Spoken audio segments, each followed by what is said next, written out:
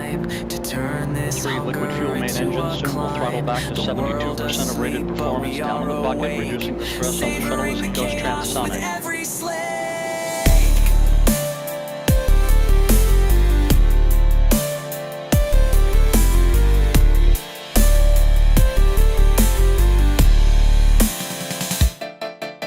A napkin throne and a soda crown.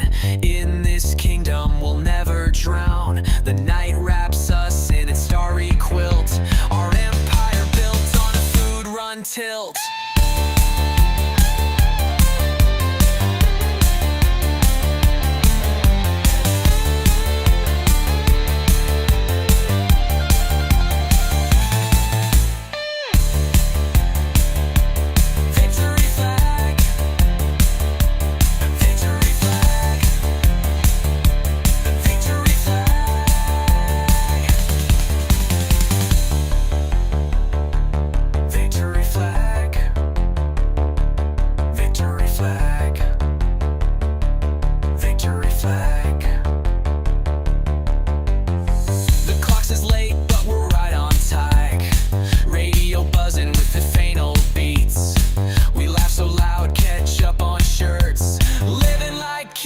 Ignoring the hurts, fries in the moonlight, burgers so bold, milkshake spinning, stories untold. We're chasing dreams in a paper bag. This midnight feast is our victory flag. The clock says late, but we're right on time to turn this hunger into a climb. The world is asleep, but we are awake, savoring the chaos with every slake.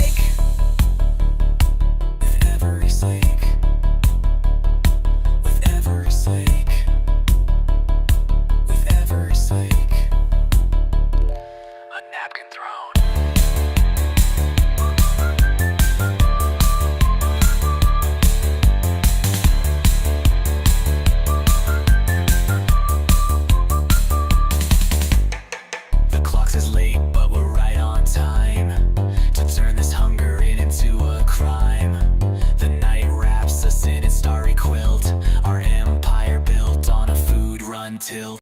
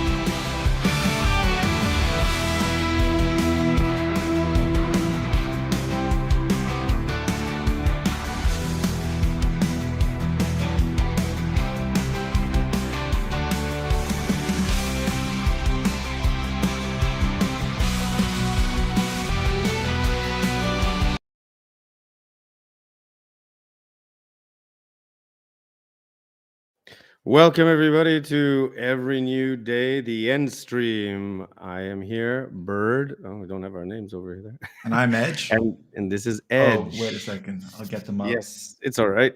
Slow. We had a bit of a slow start, but yeah, we have a lot of stuff to get through today with. I'm hosting today, so this is why it'll be more interesting. We got two viewers. Nice.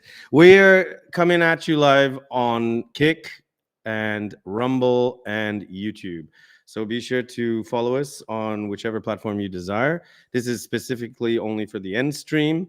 And we're trying to. Oh, I see Eddie there. Hey, welcome, Eddie. And also don't forget to follow us on Discord. Oops, wait, I was trying to send that in there. That's our community that we're building, and if you post stuff in there, we will cover it. In fact, there's a few things that we're covering today on our docket that has been presented by some of the members. You can also find us on X, what used to be Twitter. I don't have the link for that, but we will provide you all the links later. There we go. Yes, nice. So, right. How are you doing today, or tonight, I should say? Doing good. I see you're in the Twilight Zone. It's Friday. Yeah. You're in the Twilight Zone. And the background. And this door. Where does it lead to? It's a bit of a Twilight Zone, isn't it? Open it. I'm going to go there. I'm not sure what lies behind it. Anyhow, we're going to take you into another dimension. Out of sight, out of mind. I'm hoping everybody is having a good evening or day today. Yeah, let's get started with European Showdown. There's a few things we want to cover over the European news and the headlines that have passed by. Firstly, it's the Romanian elections again. Yeah. This is something that kind of like everybody's kind of heard and been there, done that. But all right. Shenanigans. But we've got George Simeon.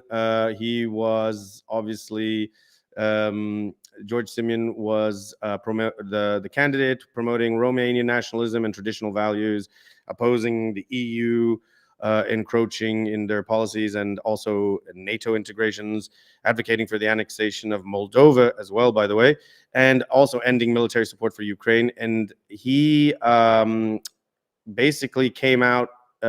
He secured, I should say, 46% of the vote in the runoff. However, he's refusing to concede and alleging electoral fraud. So he didn't win. It kind of gives us a bit of a flashback to 2020, when Trump was running against then President Biden. And his opponent, Nicu Sordan, the independent, supported by three different parties on the center and the center left, USR, PNL, and the UDMR. He was a former mayor of Bucharest, known for his anti-corruption stance and urban development initiatives. His key policies were strengthening Romania's ties with the European Union and NATO, therefore a polar opposite to Simeon, and supporting Ukraine against Russia, implementing anti-corruption reforms and promoting good governance, and advocating for fiscal responsibility and economic modernization. And out of the election, he won the presidency with approximately 54% of the vote in the runoff, defeating Simeon. Now, the big thing that is going on that most people are not really paying attention to, because he's Romania, is that Simeon basically demands an annulment of the elections. And that's what we have here in this article. And we got two videos where there's some suggestion that there's been some EU influence, particularly from France, that Macron has had a bit of a that Macron has had some sort of like motives in pushing influence into Romania. So to get some more clarification, let's have a look at this and test the chat. It's YouTube video. Well, I just put it full. Can we? I think it's already at the timestamp. You hear that? Yeah. Let us know. By the way, let us know if you can't hear, but you should be able to hear. And if there's any problems, please type in the chat. Tell us. give us some feedback. It So, took them yeah. a couple of elections, canceling the elections, TikTok lies, Russian meddling lies, but they ended up getting their guy in power, and Macron. It is believed, and put it a bit this is lower, according lower. to Pavel Durov of Telegram. It is believed that France Right, and that Macron was play a what very we reported on. important role. Yeah. We reported on that. Pavel Durov, who is basically the founder of Telegram, the messaging app, Yeah. which is prominent by Russians, but also by a majority of Europeans and Eastern Europeans. He did say that do you recall, like He said did approach that him like to influence the elections, right? Or yeah. like He was approached basically In getting he was approached to I think it was by the French or the French was it by authorities. France? Yeah, Yeah. probably. And he's had previous run-ins with the French authorities too. Yeah, they and don't so like this him is- either, but So this is why France is playing a very interesting part in all of this. So interesting let's role. carry Yeah, on. that's for Let's sure. their let's guy carry on. in office in Romania. So the big NATO base will continue to be built. Romania's support for Project Ukraine will continue. Not that Simeon might have changed things up with NATO. It's hard to tell if he would have changed so much with regards to NATO. You know, Yeah, that's a good but, question. he did say. I mean, There he we- did say he was pro-Trump and pro-USA and He somewhat did, and pro-NATO. pro-NATO as well, funny enough. We have it. Yeah. Romania state. So I don't Yeah.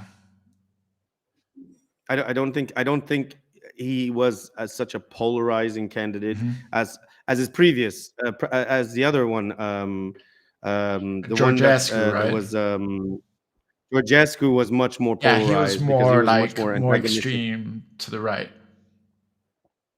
Well, Would you yeah, say he that? became more so labeled as such Labeled. because Yeah, that's the thing yeah, by the yeah. media and everything.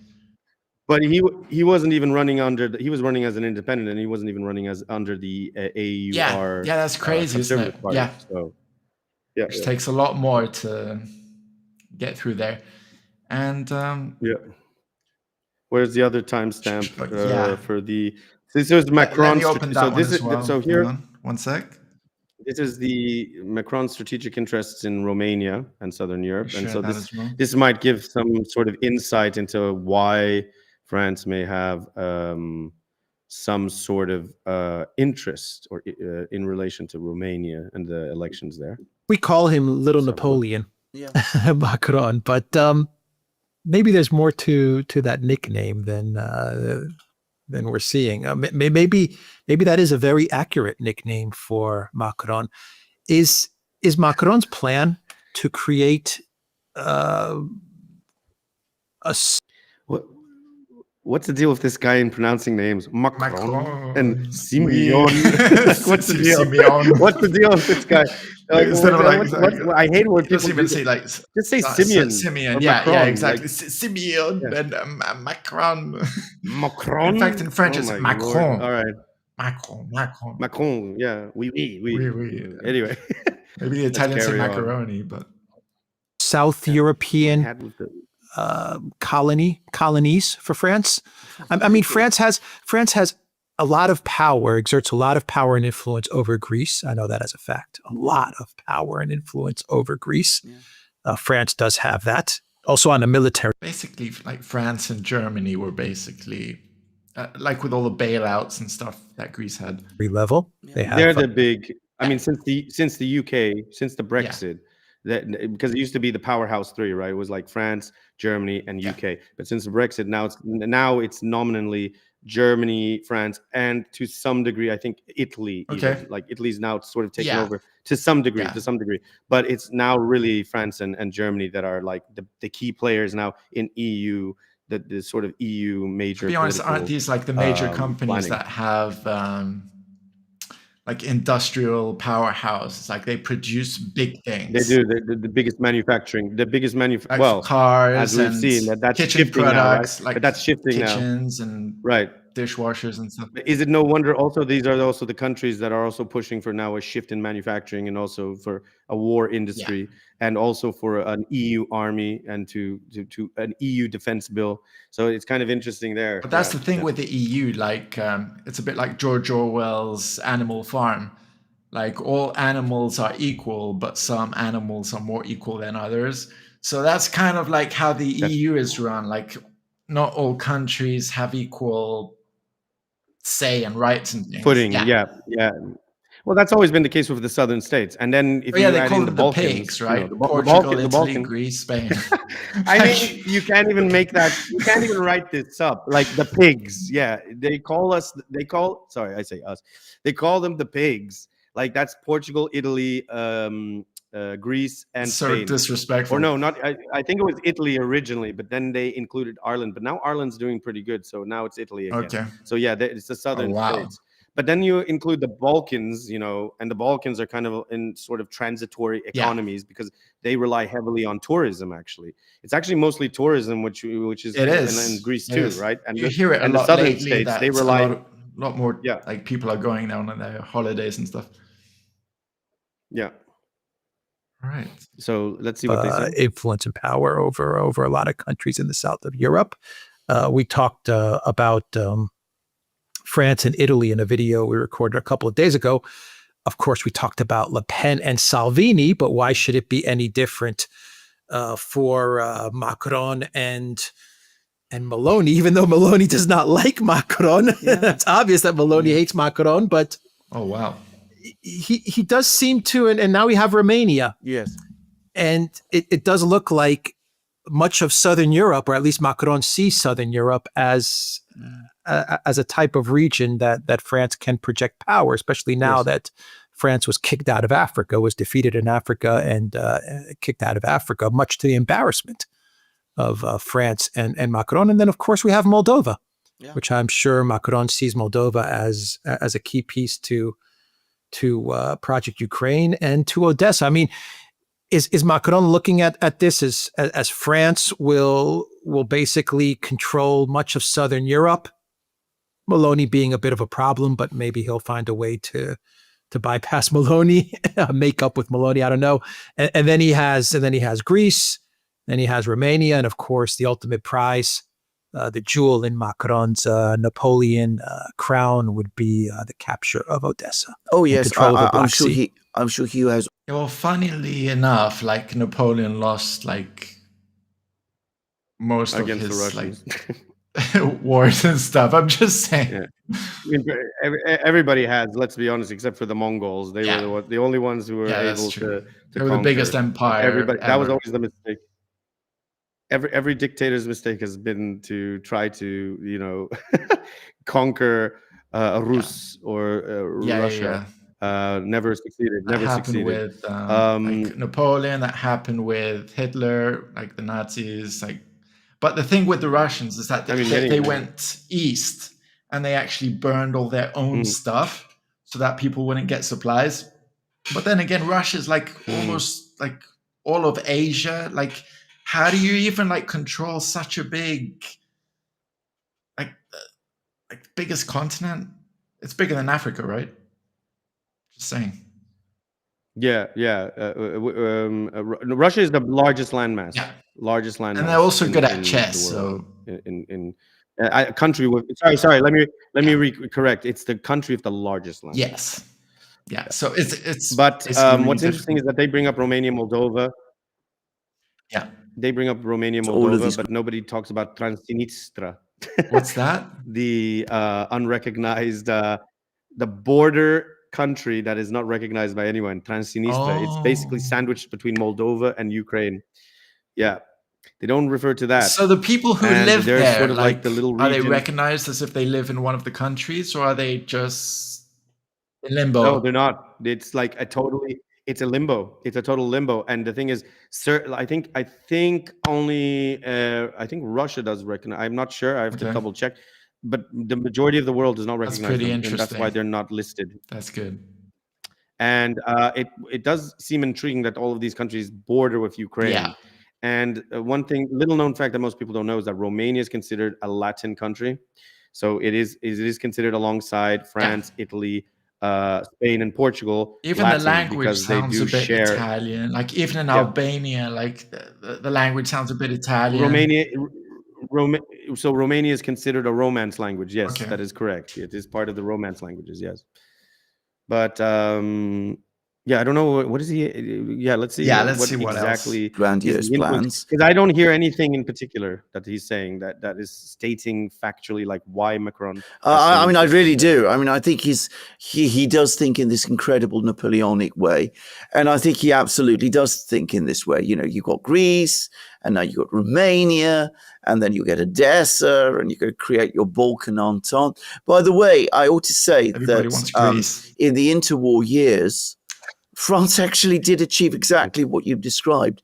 There was a period of time when there was the so-called Balkan Entente in the 1920s and 30s, which is aligned with France, and France forged all these alliances with various small states in Central and Eastern Europe. In those days, the threat was supposed to be from Germany, but it was also from Russia too. So, you know, he's trying to revive. He gets along with Albania. We saw that the other day. Exactly. He's trying to revive all of that.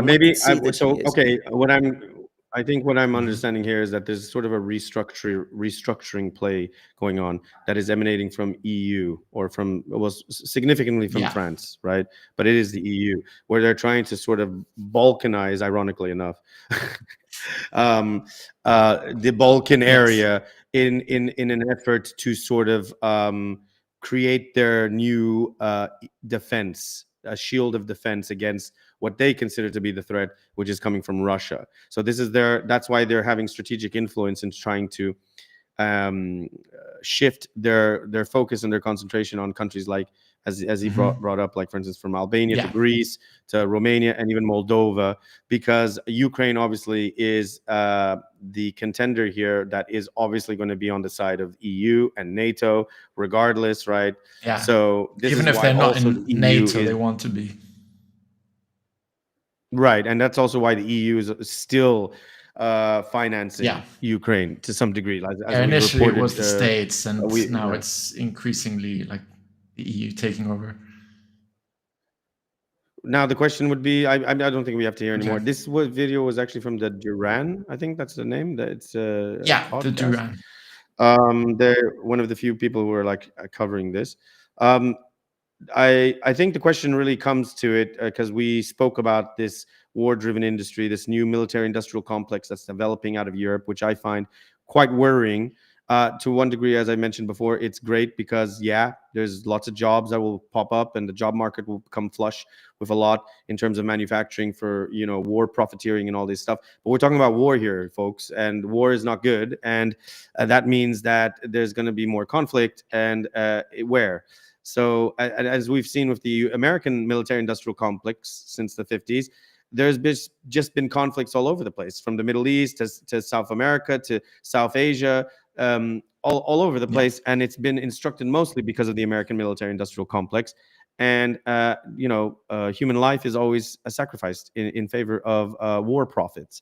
That's not a good thing, in my opinion. So I don't know if the European people are really up for this, because I know Europeans, they like to protest. They do come out in droves, and they don't like war generally. So I don't know what their thoughts will be in regards to a new development of a military-industrial complex done in their name, in reference to this EU defense bill. And of course, the excuse is evil Russia next door. Ooh, they're a threat, right?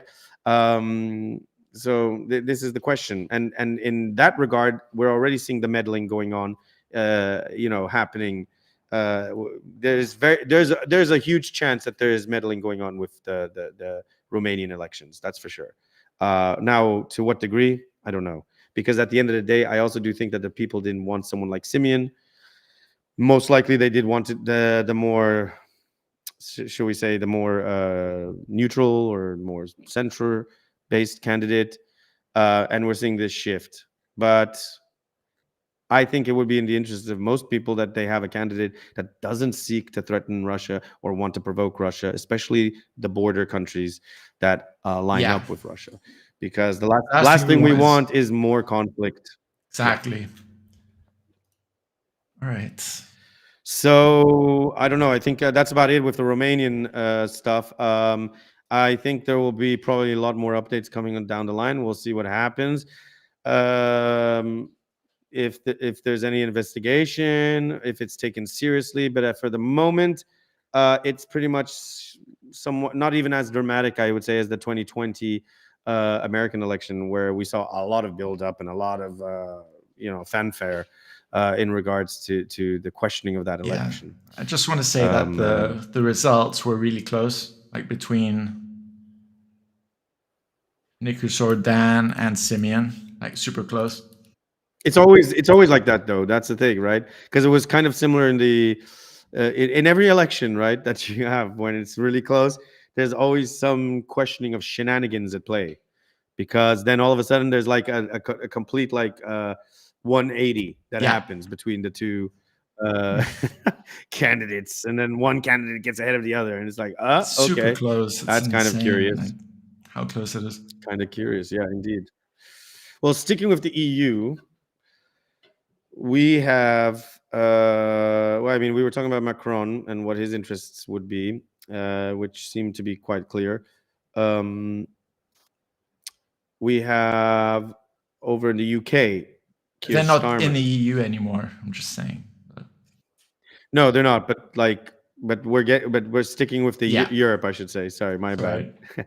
But we have Keir Starmer and his push for an EU reset, which he intends to develop bonds for bonds between their borders with the EU, basically. And I believe that's to enter more the EU marketplace. Yeah, I think after Brexit, they want to make things right. Pretty much. Maybe just the way they handled Brexit wasn't too good. I'm sure that's most people would.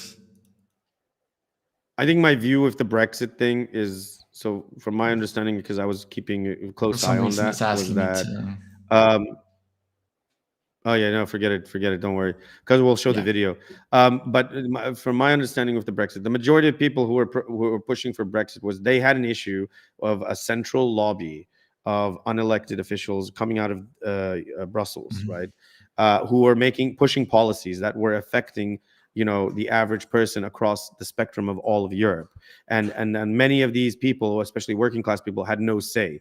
And so their thing was mostly that, okay, we want Brexit because we're tired of Brussels dictating what we can do, which kind of makes sense. I do get that. Like, if you have it's like a third party deciding for you what to do, and you don't even know who they are. You have no idea, and they're making these laws and policies, and you have to abide by them. And this is affecting, obviously your income and your revenue as a business, etc. So that was primarily the reason was, I feel like, why people were upholding Brexit, right? Now, but the trouble with Brexit, and obviously it was a bit of a shit show, because it was delayed for such a long time, and then it was implemented in such a fashion that it was this whole thing of all or nothing. And so in that process, it kind of messed up everything. Kind of like pushing people into a corner. Right, and in my view, I don't think the British people wanted to completely. They didn't want to come. They didn't want to leave the marketplace of the EU market, right? They wanted to still do trade and etc. But it was just that they were tired of the political stuff and the bureaucratic. I don't nature. think it was made that was the thing. as racist or anything as they made it out to be. Like, I don't think it was against the people. I think the people who probably voted for Brexit were against the EU policies. So maybe they saw. No, exactly. I'm just saying, maybe they saw like some foreign or some like EU policies, let's say for Greece with all the bailouts. Like, why should the UK have to owe, let's say, to the EU? I mean, they have the pound, they had to front the but bill. That's the only thing that saved them, that they had a different currency. Yeah. But no, but that's essentially it. It is, they had an issue with the political element of the EU, and that's the problem. Because if not too long ago, again, if you grew up in the 90s, you know what I'm talking about. If you grew up in the 90s, the concept of the EEC, the European Economic Community, Nobody questioned that. Everybody was great. Schengen was a great concept. You could freely travel between the borders of any country that was in the EEC or the EU at the time. It wasn't anything like the Lisbon Treaty and all these other treaties that started being ratified post 2000.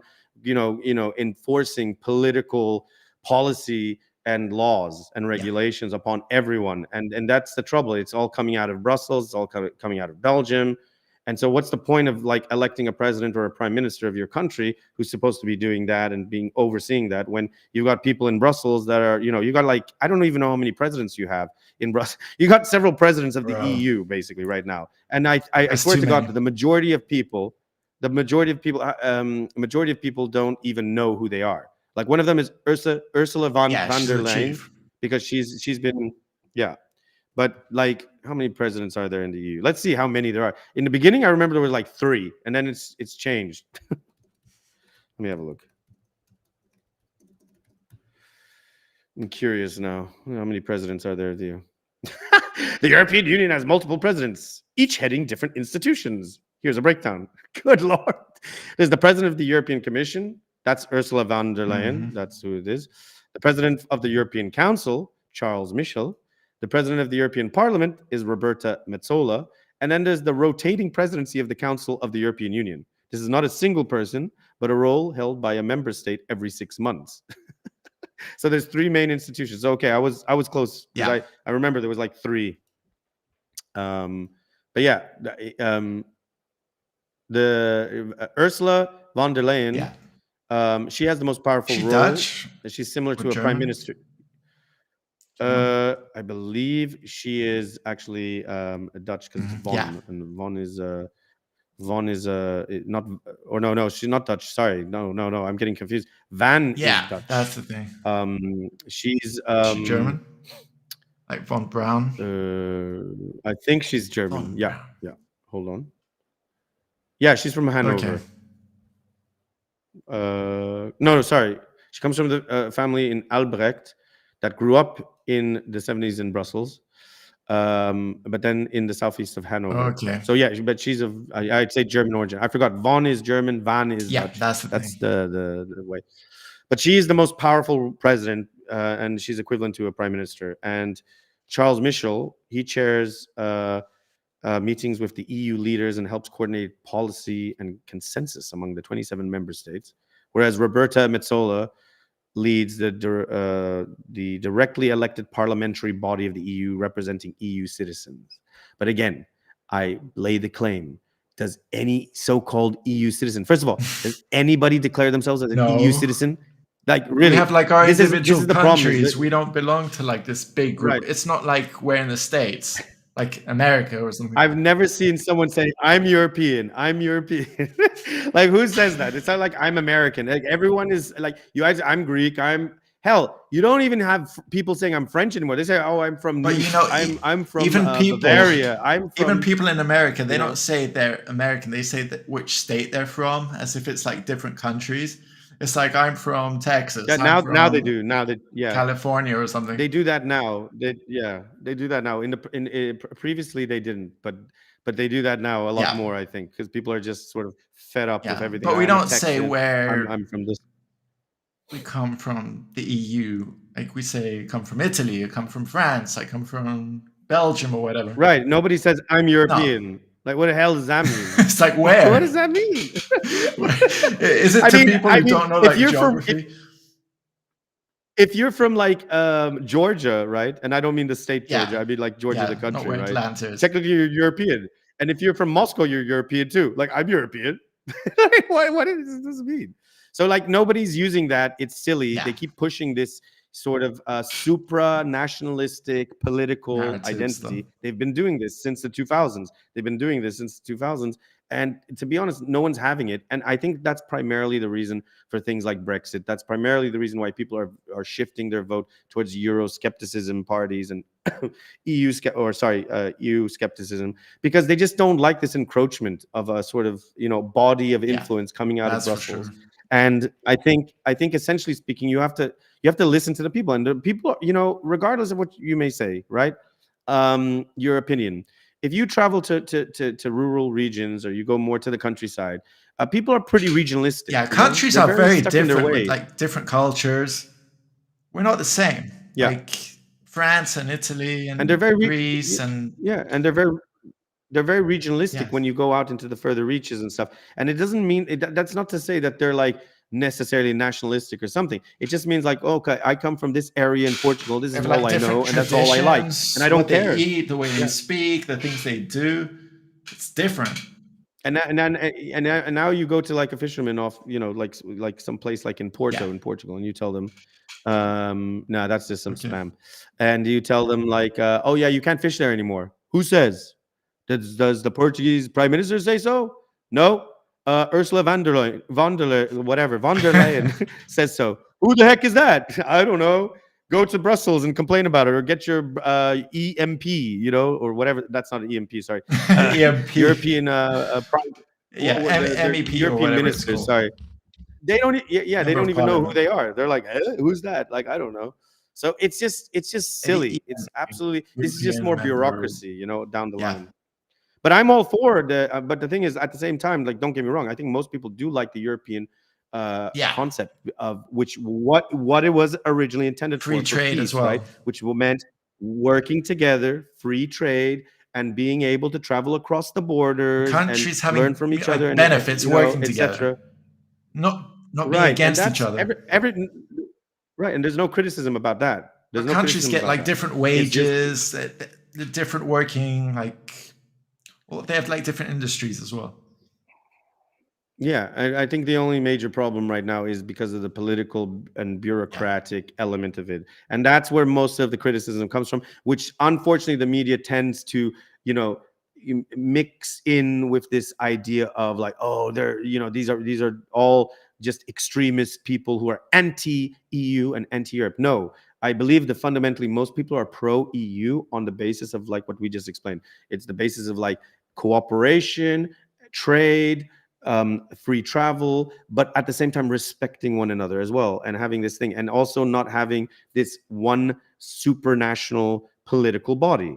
That's the thing. I think that is the main issue there. So moving on from this, let's check out this video. It's just 1 minute.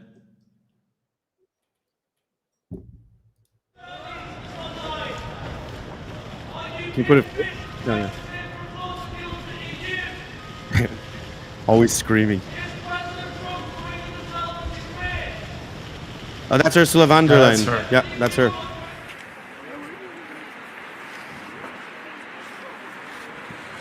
I mean, who the heck is that? The EU Ambassadors Committee. What are these things? No, making their bills come down in time. It's about making the country more secure. So what we have at the minute in terms of the relationship between the UK and the EU is a one with some real gaps in it. Nothing on defence and security. Everything from people not being able in the trade and economic side to can't use e-gates when you go to Europe. And of course, the big thing for me, our trade, particularly in food and agricultural products, has declined a lot with Europe since we left, despite the fact we've got exactly the same standards in place on both sides. So there's a big prize here. I can't tell you at this stage it is all done, but I can tell you it's been very promising. There have been some breakthroughs, and fundamentally, it's about making people in this country. Well, probably the reason for that whole situation with agriculture and everything is similar probably to the United States of America. We've shifted everything overseas. Again, there's no wonder why now they're trying to like implement a war industry at the moment, because that's how they're trying to initiate new jobs and trying to boost up the economy. So anyhow, continue with Ursula, by the way. Ursula, it's funny that it's never ending with her, because it's kind of funny because someone brought this up to me the other day. Not that I have a personal issue with her whatsoever, but when I think of Ursula, I think of the Little Mermaid, and Ursula was this octopus. She was the bad woman, right, from the Little Mermaid. Do we have a picture? Let me. Do you have a picture of her? She has squid. She had like a purple face with white hair. No, she was like an octopus, Ursula, Little Mermaid. Anyway, the funny thing about it, right? Wait, let me see. I get it. But the funny thing about Ursula, right? No, this is the first thing I thought. Like, here you go. Wait. Let me see if I can share this. What is it? Right? What was it? Yeah, here we go. This is Ursula. So this is Ursula, and then you know how you had in the during World War II and everything, or no, it's what's the video game? Command and Conquer. Yeah. Those were good games. I like Red Alert too. Oh no, it was Red Alert, right? The Red Alert Octopus. Was Or there am an I going octopus? crazy? Wait, I'm thinking Are you of something thinking about else. Lovecraft? No, it's the no. It's this. Pirates of the Caribbean with the Kraken. It's the whole symbolism of like totalitarianism and Oh, stuff. like the tentacles, like spreading out. Yeah, there was a video game. There was a video game. Like basically, there was like wait, this. I just found something that's. Wait, hold on. Let me see if I can get it. Oh no, it's annoying. But yeah, basically during World War II, it was the idea of this octopus and its tentacles of totalitarianism. So it's kind of interesting that Ursula is everywhere recently. And the first thing that I thought about was the Little Mermaid, and she's like Ursula from the Little Mermaid because she's everywhere, right? She's dictating everything, and her tentacles are spreading all over the place. Yeah. Anyway, yeah, I have it here. I think this was inciting war. Oh, this is a perfect article, inciting war. Let me zoom in so you can see the images. But yeah, this was the ever-threatening octopus of war. Yeah, it's always been the symbol. They've used it obviously for the Nazis and the Soviets and even like America as well. But I like this mythological aspect of it all. The ever-threatening octopus. Oh wait, we have a bigger picture of that. Oh no, we don't. There we go. But yeah, so Ursula, the Little Mermaid. And here we go. She's making poor Ariel sign something. Maybe that's what's going on. Who knows? To be honest, like throughout history, there are always these sort of depictions, like even in the States, like with President Andrew Jackson, who went against like central bankers. Like they were portrayed as snakes as well, like in one picture. It's some illustration. That's true. So, but she's come into the crosshairs, right? Because we have a bit of a situation about the end of Pfizergate. Again, people have amnesia about COVID and the lockdowns, but heck, that didn't happen too long ago. And that still is, we're seeing the echoes of that and the reverberations. Yes, believe it or not, people, that was a serious issue. And whether you want to forget it or not, many people won't, because it actually fucked up a lot of people. All right. And she unfortunately has a connection to something called BioNTech. And what does the article say over here? Let me just raise it up. I can read it, or let me have a look here. Let's have a look at what it's saying. Pfizergate has ended with something of a whimper. Well, maybe in the main spotlight. But the European General Court reprimanded Ursula von der Leyen for failing to disclose her text messages with, surprise, surprise, Pfizer CEO Albert Bourla. One's the European, this is written terribly, but one's the European Commission claimed never existed in the first place. But the problem with Pfizergate from the start was how the controversy, far from promoting transparency, actually created more obscurity by hiding the role of the other beneficiary of the 35 billion. What? How do you hide that? Contract. Dude, how does that money just like disappear in thin air? I'd like to know. We forgot all about the vaccines, right? We forgot all about that. I'm still like traumatized. How many more do we need to do? That was, well, there's always one. There's another one, but there's another one on the horizon, right? That was Pfizer's German partner, BioNTech, which maybe unsurprisingly has far closer ties to the European Commission's German president than the American company. Wow. Not only are BioNTech and Pfizer jointly contractors under the November 2020 Advanced Purchase Agreement, or the APA, with the Commission. In this case, the Commission is the European Commission.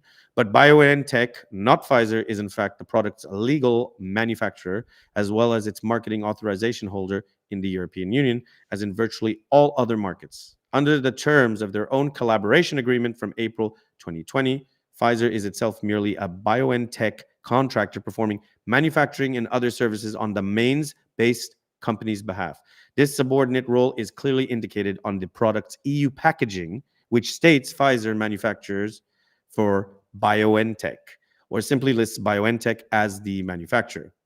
You can show the image of the certificate of the vaccination there.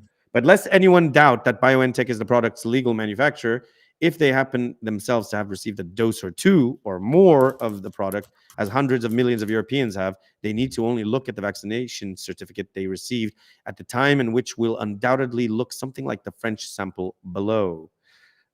There you go. Yep. There we go. BioNTech Manufacturing GmbH. Yep. That GmbH is basically like incorporated or LTD limited, but it's more of a bigger corporation. Furthermore, BioNTech also earned far more on sales of what is, after all, its product than Pfizer has. Per the terms of their collaboration agreement, the two companies are supposed to split profits earned in Pfizer sales markets 50-50. These markets comprise most of the world. However, BioNTech also has its own reserved sales markets, Germany and Turkey, and has received substantial milestone payments from its American partner.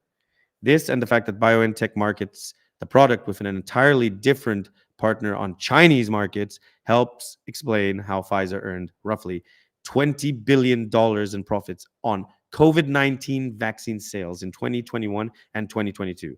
But BioNTech earned over $30 billion, 50% more. What is this company and why are we hearing about it now? It's very intriguing, I have to say. A lot of dollars being thrown around, issue, but it kind of reminds you like pop culture, the Umbrella Corporation, Resident Evil. The Umbrella, exactly. The Umbrella Corporation, Resident Evil. Jeez. So why has all the focus been on Pfizer in the discussion of alleged or suspected improprieties in the EU procurement of the BioNTech Pfizer vaccine, and virtually none on the consortium's German and leading member? This is especially surprising given the president of the European Commission that procured up to 2.4 billion doses of the drug is, after all, herself German. We were just talking about that she was German. There you go. And there undoubtedly is the rub. For BioNTech is not just a German firm, it is a German firm that has been heavily supported by the German government its entire relatively brief history. This support included a whopping 375 million euros grant from the German government in support of its COVID-19 vaccine candidate. Contrary to popular belief, the BioNTech Pfizer vaccine project received no funding under the American government's Operation Warp Speed, which was initiated obviously at the time by President Trump.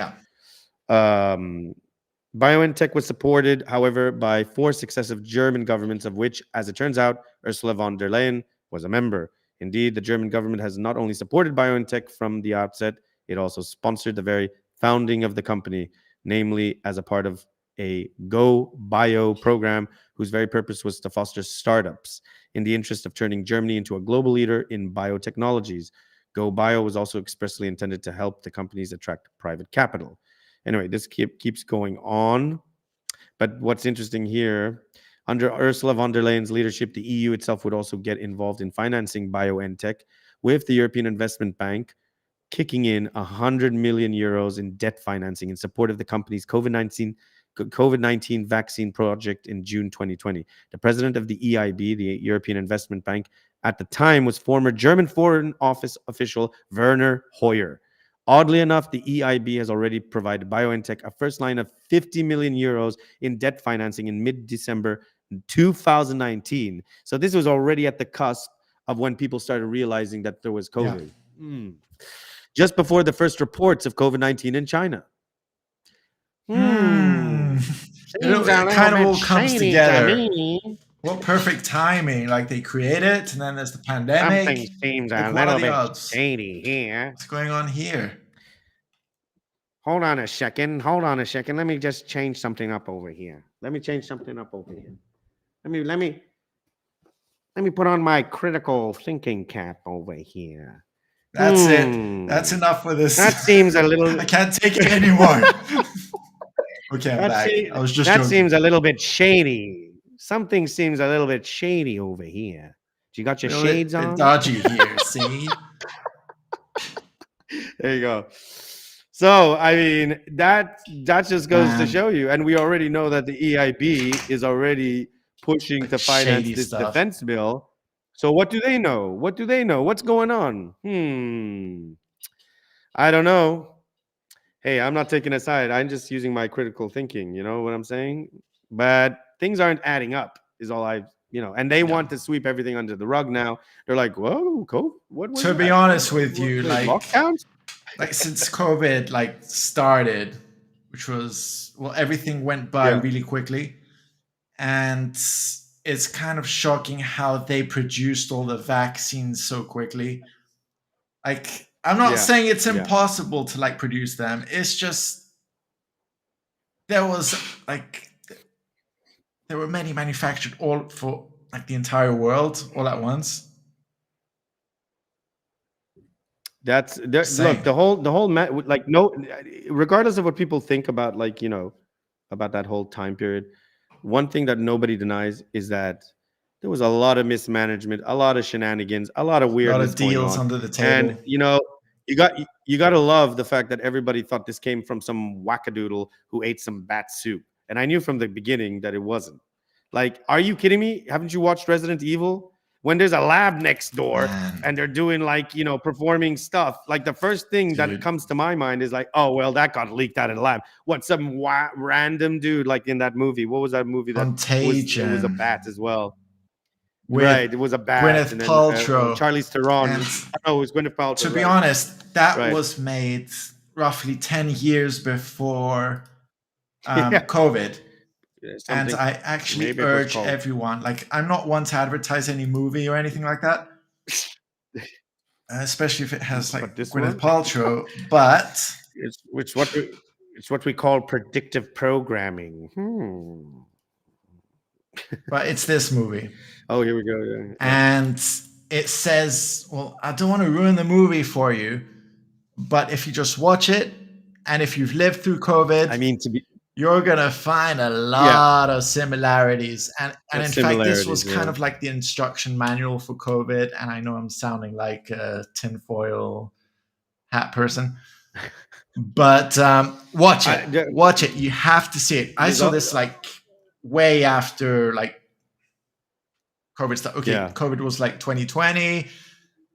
I saw this like 3 years late or something. No, not 3 years. I actually remember watching this before. I watched this before, but I forgot about it because I watched it so, and then it's like in China, Wuhan or something. There's the bat thing. I didn't know it was Macau, which is basically China. Okay. And then it was in the casino, and then it was So watch that movie in that article if you're interested in COVID and you're gonna enter the twilight zone.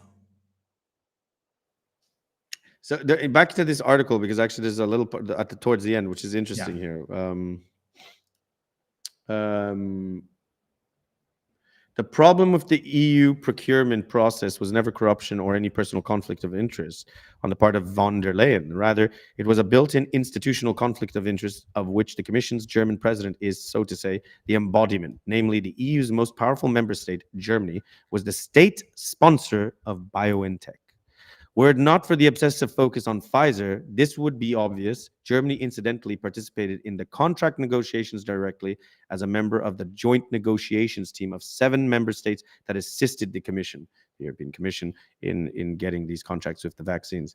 After the US-based Brownstone Institute published a critical article raising some of these issues in late 2022, 5 members of the European Parliament publicly acknowledged BioNTech's leading role and called for the company's CEO to be brought before the Parliament's since disbanded Committee on the COVID-19 response. As can be seen below, show them that's the request for BioNTech CEO hearing, where it says, "We hope this email finds you well. We are waiting. We're writing to you. We are writing to you. Yeah, because we strongly believe that an important piece is missing in the puzzle we are trying to put together, a part that is of paramount importance to the role and function of our special committee." This is why I don't trust special committees. We deem a hearing with the CEO. So basically a lot of shenanigans, a lot of like stuff under the table that needs to be investigated. this is not really being reported on, and it shows once again how some people in political office have double standards, and not only that, but they also they have their fingers in other pies, and they're not completely transparent. So this thing with the text messages in relation, nothing has really come out about it. There's not much chatter, and yeah, apparently the mainstream media isn't sounding the alarm or really looking into this, because of course, this is not so important, being that she has the most powerful position in the EU, as we've just discovered. She's like the prime minister of EU, whatever that Basically means. the boss. But anyway, she the big boss. Anyway, like when you play video games like Bowser and Mario. Yeah. Let's round up the Europe, also with the European Commission. Maybe we go into the next thing. Maybe the violation of the Digital Service Act. The European Commission says TikTok violates Digital Services Act. Let's have a look at that. Yeah, we've been focusing on. I mean, we got a lot to cover also over in the US. Got a lot to cover over there. A lot has happened, but maybe we take a bit of a break. But yeah, hang on a sec. The European. Give me 1 sec. The European Commission says TikTok violates Digital Service Act. This one? No, that was the other one before. But that coincides with it, kind of. But this is. Let me find the one on TikTok. What's going on is that.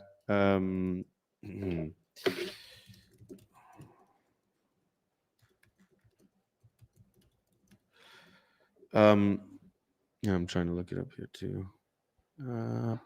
Oh yeah, we don't. Oh, I can't forgot find completely. that. I'm the host, right? But it's in the docket.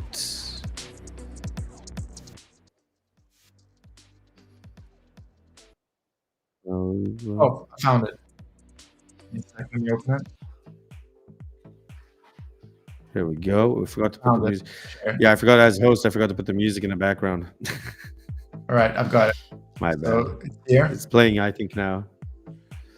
Yeah, so the European Union is intensifying its scrutiny of TikTok under the Digital Services Act, which is the DSA, focusing on child protection mostly. Interesting enough, because we actually just released a video about social media usage by Check it out recently. Yes, and also it covers smartphone usage too, but it's investigating TikTok's age verification processes, which currently rely on users self-reporting. And regulators argue that this approach may not be sufficient to prevent children under 13 from accessing the platform, to protect teens from inappropriate content. And that, I mean, as we all know, though, that is the major audience and the market of who consume TikTok. It's and young. Those it's type kids, of basically, and maybe very young adults. So the well, I mean, there's also a lot of old people who use it, but that's also the weird thing, right? Because you have a lot of predators on there. Okay. It's known. There's a lot of crazy stuff that goes on TikTok that I've heard. Like, you can see people like doing drug deals and God knows what else. Like, there's all sorts of crazy stuff going on there. Yeah, I don't use TikTok for that reason, because it's just a complete insanity. So I don't use it either, by the way. The European Commission. Yeah, man, because I just can't keep up. It's just too crazy. It's absolutely insane. It's just like they call it TikTok brain. If you watch too much TikTok, you're like, it's like what the heck? Like, in fact, it'll start making you have. To be honest, there were conspiracy theories. I don't know if they're real or not. That because I think TikTok used to be owned. I don't know if it still is, like, by Chinese companies or China or something. And they were saying that TikTok was used to dumb down the West, whereas TikTok in China was like more educational, whereas it's more curated. It's all this, like, definitely more curated. Stuff. Yeah, it's very chavvy. So TikTok originally was owned by ByteDance, which was the Chinese company you're referring to, but I think it was to address data privacy and national security. TikTok initiated Project Clover, which was a 12 billion euro investment plan to localize European user data. And this project included the construction of data centers in Ireland and Norway, with operations already underway in Dublin. But despite these efforts of them trying to, like, you know, because that was the main issue with TikTok about like how they privacy user data. The ownership by ByteDance has ties to the Chinese government, and it continues to raise concerns among European regulators and governments as well. So what happens is that countries like France and Italy, they impose fines on TikTok for failing to adequately protect minors. This is what we're referring to right now, and for the issues related to data privacy. So it operates in Europe with a significant degree of local autonomy and remains ultimately owned. So I was wrong before. I think that's in America. There's a different thing that it was bought, or a branch of it was bought or in it's America. managed by someone in the States. Yeah, I'm not sure. But going back to the original, so yeah, the ByteDance owns approximately 80% of TikTok, and the remaining 20% is held by institutional investors, including firms like General Atlantic, Susquehanna International, like Group, other and KKR. companies I'm not who familiar. like have shares in there. Yeah. So General Atlantic and Susquehanna International Group are already significant stakeholders in ByteDance. I mean, this is all crazy. Everybody's in bed with each other, basically. Yeah. So yeah, this is. But going back to the key concerns of this is that there's also the European Commission has preliminarily found that TikTok breached EU advertising transparency laws by failing to provide a searchable advertisement library detailing ad content, targeted users, and also sponsors. To be honest, and the lack of this transparency impedes the monitoring of potentially manipulative or misleading ads, especially during election periods. So what's interesting is I've seen this also with X, where you have a lot of these random like product ads, and they're all from China. It's like, this is a great product, look at this, and all this stuff. I've seen those recently as well, also on Facebook, like some really like cheesy ones with these like Chinese people, like this woman getting run over, but it's like a comedy sketch. Yeah. And it's sometimes like the products they're advertising, they look really good. They're like, oh wow, that's amazing. But then like you see the comments underneath, it's like scam, crap. It also applies to ads of some apps. Like there's one which has this amazing animation thing of like gameplay, which looks really fun. But all the comments, like the reviews of the app, say, if only the game was as good as the ads. Stuff like that. Right. Yeah, there's not much more to say about that. But then you shared the other article. So basically, the EU essentially is having a proactive stance in regulating digital platforms to ensure user safety and transparency. And that's pretty much why they're targeting now TikTok. And some people are seeing this as an encroachment on freedom of speech. Again, my view on this is that freedom of speech, one thing that people need to remember is social media platforms are not like, they're not a ground for freedom of speech. They're platforms.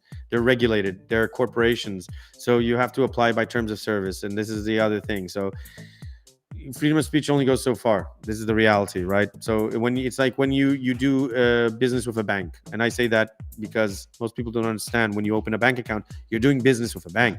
You're opening a bank account, and you sign your name on the dotted line because you're agreeing to the terms of service. They don't do it for free. Like they don't hold your money for free. Right. They don't like give you a bank card for free. Like nothing is for free. There's always a catch. Like without you knowing, like they're probably holding a small share of your money, small percentage, like 5%, 3%. Yeah. And they're using the rest of the money because they know that you're likely not going to check it out. And they take loans on that without you knowing. Yeah, exactly. And then not only that, but there's also the interest that they apply onto it without you realizing. And on like transactions and stuff. Yeah, and so this is the thing. So when you are registering to have, when you register to, can I get a? Is another one? Yeah.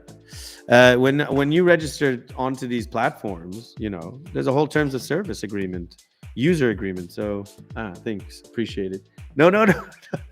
What's going on? We need to know. It's all going crazy over here. What do the viewers need to hear about this? What are you having? Are you having a drink or something? No, nothing. I'm having a drink. It's Friday night. Yeah, it's Friday night. I just don't want to. I'm not trying to promote. I'm not trying to promote degeneracy over here. Just have water and other stuff too. I also have water. I got everything. Powerade. Now it feels like I just promoted Powerade. Powerade. It's the champion's drink. But yeah, so the thing is, I always had an issue with this because when people go more freedom of speech, it's like, no, it's your freedom of expression, not your freedom of speech. Your freedom of speech is consolidated within, or ratified within the constitution of the country that you're in. But these are corporations, they're platforms, they curate, they decide, they fundamentally determine what is allowed, what isn't allowed. Operate globally, and every country has different rules. Like the EU has different rules. The EU. It's not they have double standards, right? They have double standards. Obviously. Yeah. So like for a little known fact that people don't realize is that like when it's Gay Pride Month, how like a lot of companies put their logos with the multicolored or like for advertising, right? In the Middle East, no, and also there was a lot of censorship in. No, in the Middle East as well, there's a lot of censorship, and this happened not long ago, and it still does on YouTube, for instance. I'm talking specifically about YouTube, and I think also it may have been Twitter at the time, but they do censor a lot of any gay creators or gay content. So that's the thing. So there's a lot of double standards being put at play, and also China obviously has a huge control mechanism in relation to what they show. They do not show any form of like things that verge beyond the very subtle romance. Like anything I think sometimes of like it's more than like heavy petting, it's considered like no. So there's a lot of different things here, and the platforms have they have to abide by the different countries' regulations and so on. And so this is the point. But here over in the West, from Europe to the Atlantic, North Atlantic, or North America, I should say, we do believe in freedom of expression fundamentally. And I think the major problem with most people is that they don't recognize that you can have your freedom of expression, but you also have to understand that certain things are just not allowed. So it's like, but we'll get into I've also heard in the UK that some parents were going against the school of their kids, and to the point where like police come knocking at their door because they wrote something on WhatsApp in a WhatsApp group. And I think that's taking it a bit too far. And the same goes for swatting in some countries, for saying something. You can't just like arrest people. This is that's getting out of hand now as well. I feel like way too much people are taking. It's a bit like Minority Report, like true crime. Like before people have done anything, like people knocking on their doors. There's a common saying, at least I've grown up with that, where it's the fact that you should never take anything serious on the internet. Like when you get into a fight on the internet, or when you see something also on the internet. It's kind of like how you were taught when you were a kid. Like, don't always believe everything you see on TV, right? But now it's the same case. And the problem is, I think that's been lost. And there's way too many people taking seriously what goes on in the internet. Everyone needs to chill out because it's just the internet. You're not saving people's lives, and you're not changing anyone's life on the internet. It's another form of media. It's another medium, and realistically what's really going on is out there, IRL, in real life. So. Right, anyway, let's move on from this. Here what there's are we talking an about Economist article, still on the same topic, that free speech is a problem. And I, for one, personally, I'm against censorship. Because at least if you leave data or information online, you can at least have a record of what is said and who said it. But if you delete it, then you don't know what happened. But then again, some things might be a bit sensitive, so they might need censorship. But I'm not in favor of censorship either, generally speaking, but I do feel that it's just needs to be regulated. The problem is like in the case of like, it does need to be regulated because there's way too much exploitation going on online right now, especially with younger audiences, with the youth, especially from advertisers. By the way, nobody points the fingers to them. Okay, all these corporations, advertising and creators that are knowingly exploiting young, vulnerable, and impressionable minds. This is a fact. Yes. I'm sorry, it's a fact, and this is going on without any repercussions, any criticism, and it's been going on for way too long. And so there's that, and then there's obviously safety, right? And it's just not enough being done about it. And the problem is everybody knows, because if you come from a background that you also have been in advertising, or you've been in the world of like, you know, any form of industry related to the media, you know for a fact that the majority of all these corporations, all these consumer production houses, etc., they target kids. They know why they target kids, because kids are the easiest target market. Hollywood does this. Everyone social media does this. Pokimane does this. Aspergirl does this.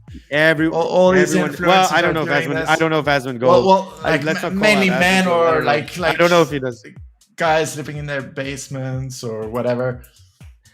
But everyone does this because, and they will deny it. They will deny it, but they do it because they know that kids are the first line to attract interest. They're easy to attract. They get them in, and then they will go to Mommy and Daddy, McDonald's, Mommy and Daddy, I want to watch the movie. Mommy and Daddy, I want this Barbie. They don't even know why they want it. It's just told. It's sold to them. Whatever. And that's the thing. Obviously, it's not that stupid anymore, but it's become that. That's the thing.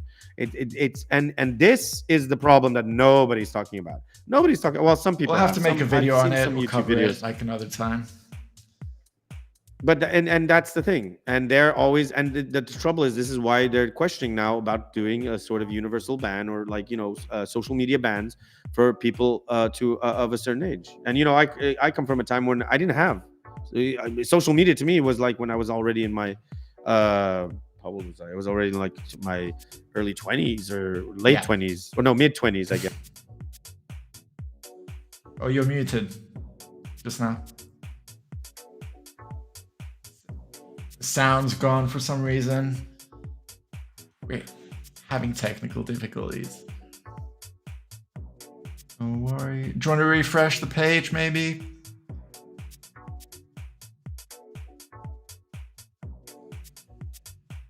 Refresh. I think no. No. Okay, we can't hear you, so...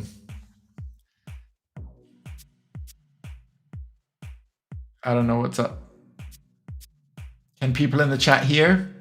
Can you give comments if you can hear Bird on the other end? Can you hear me now? Yeah, all good, fixed. Yeah, the restream messed up something. They switched out it's okay. Maybe they didn't like what I was saying, but I was saying when I was growing up, basically, you know, we didn't have social media until like I was like I only really got into social media like in my mid 20s or something. And prior to that, I didn't really, like, for me, it was just about gaming, you know, playing video games on the computer. And if I was on the internet, it was just like to explore and look at stuff and research and learn about things. Yeah. And actually, the most exciting thing was actually just to chat with other people, to find, you know, meet other people. I remember that at the beginning. And that I was already in my IRC and, you know, that was the thing. ICQ, even MSN chat at the beginning, it was like comics. I mean, even if it was like to complete strangers, like it didn't matter, because somewhere out there were still people with different views, or something to say, something to share with, something that there's also something fascinating about being anonymous. Like today it sounds a bit creepy, but chatting to somebody you don't really know. You know, that's the thing though. I do understand that there's a part of me which understands anonymity. But then the thing is, again, this calls into question, like, what is the age level? And I feel, in my opinion, that we should take into account the legal standard, right? What is the legal standard for the age of consent, right? Realistically. And That should be the legal standard for the type of person that should be allowed to access certain things on the internet, social media, etc. In my view, because this whole thing whiching everyone off is, oh, it can't violence and it can't show this and blah, blah, blah. So annoying. It's like everything you gotta tiptoe on eggshells nowadays, and you got all these YouTubers, for instance. And I mean, we're YouTubers as well, I guess. But you have like this whole thing where you can't say that word or you can't say this because it's gonna be like advertisers don't like it because then it's not family friendly. Ooh, but you know what, advertisers, you're full of shit because you're not family friendly. You're trying to be kid friendly because you're exploiting kids. So exactly, advertisers, look at me in the name and spirit of Bill Hicks. Fuck you. That's what I say to you. Sorry. And by the way, we don't. To be honest, we don't care about monetizing because we don't want advertisers. We don't give a shit about corporations because we don't want to exploit kids. All of our stuff is not made for kids. We actually make sure it's listed. So again, and our content is not for kids. So advertisers, go fuck yourselves. I don't like you. I never liked you. I don't buy shit from you. Get the fuck off and let creators create and let people express themselves. Stop fucking everything up.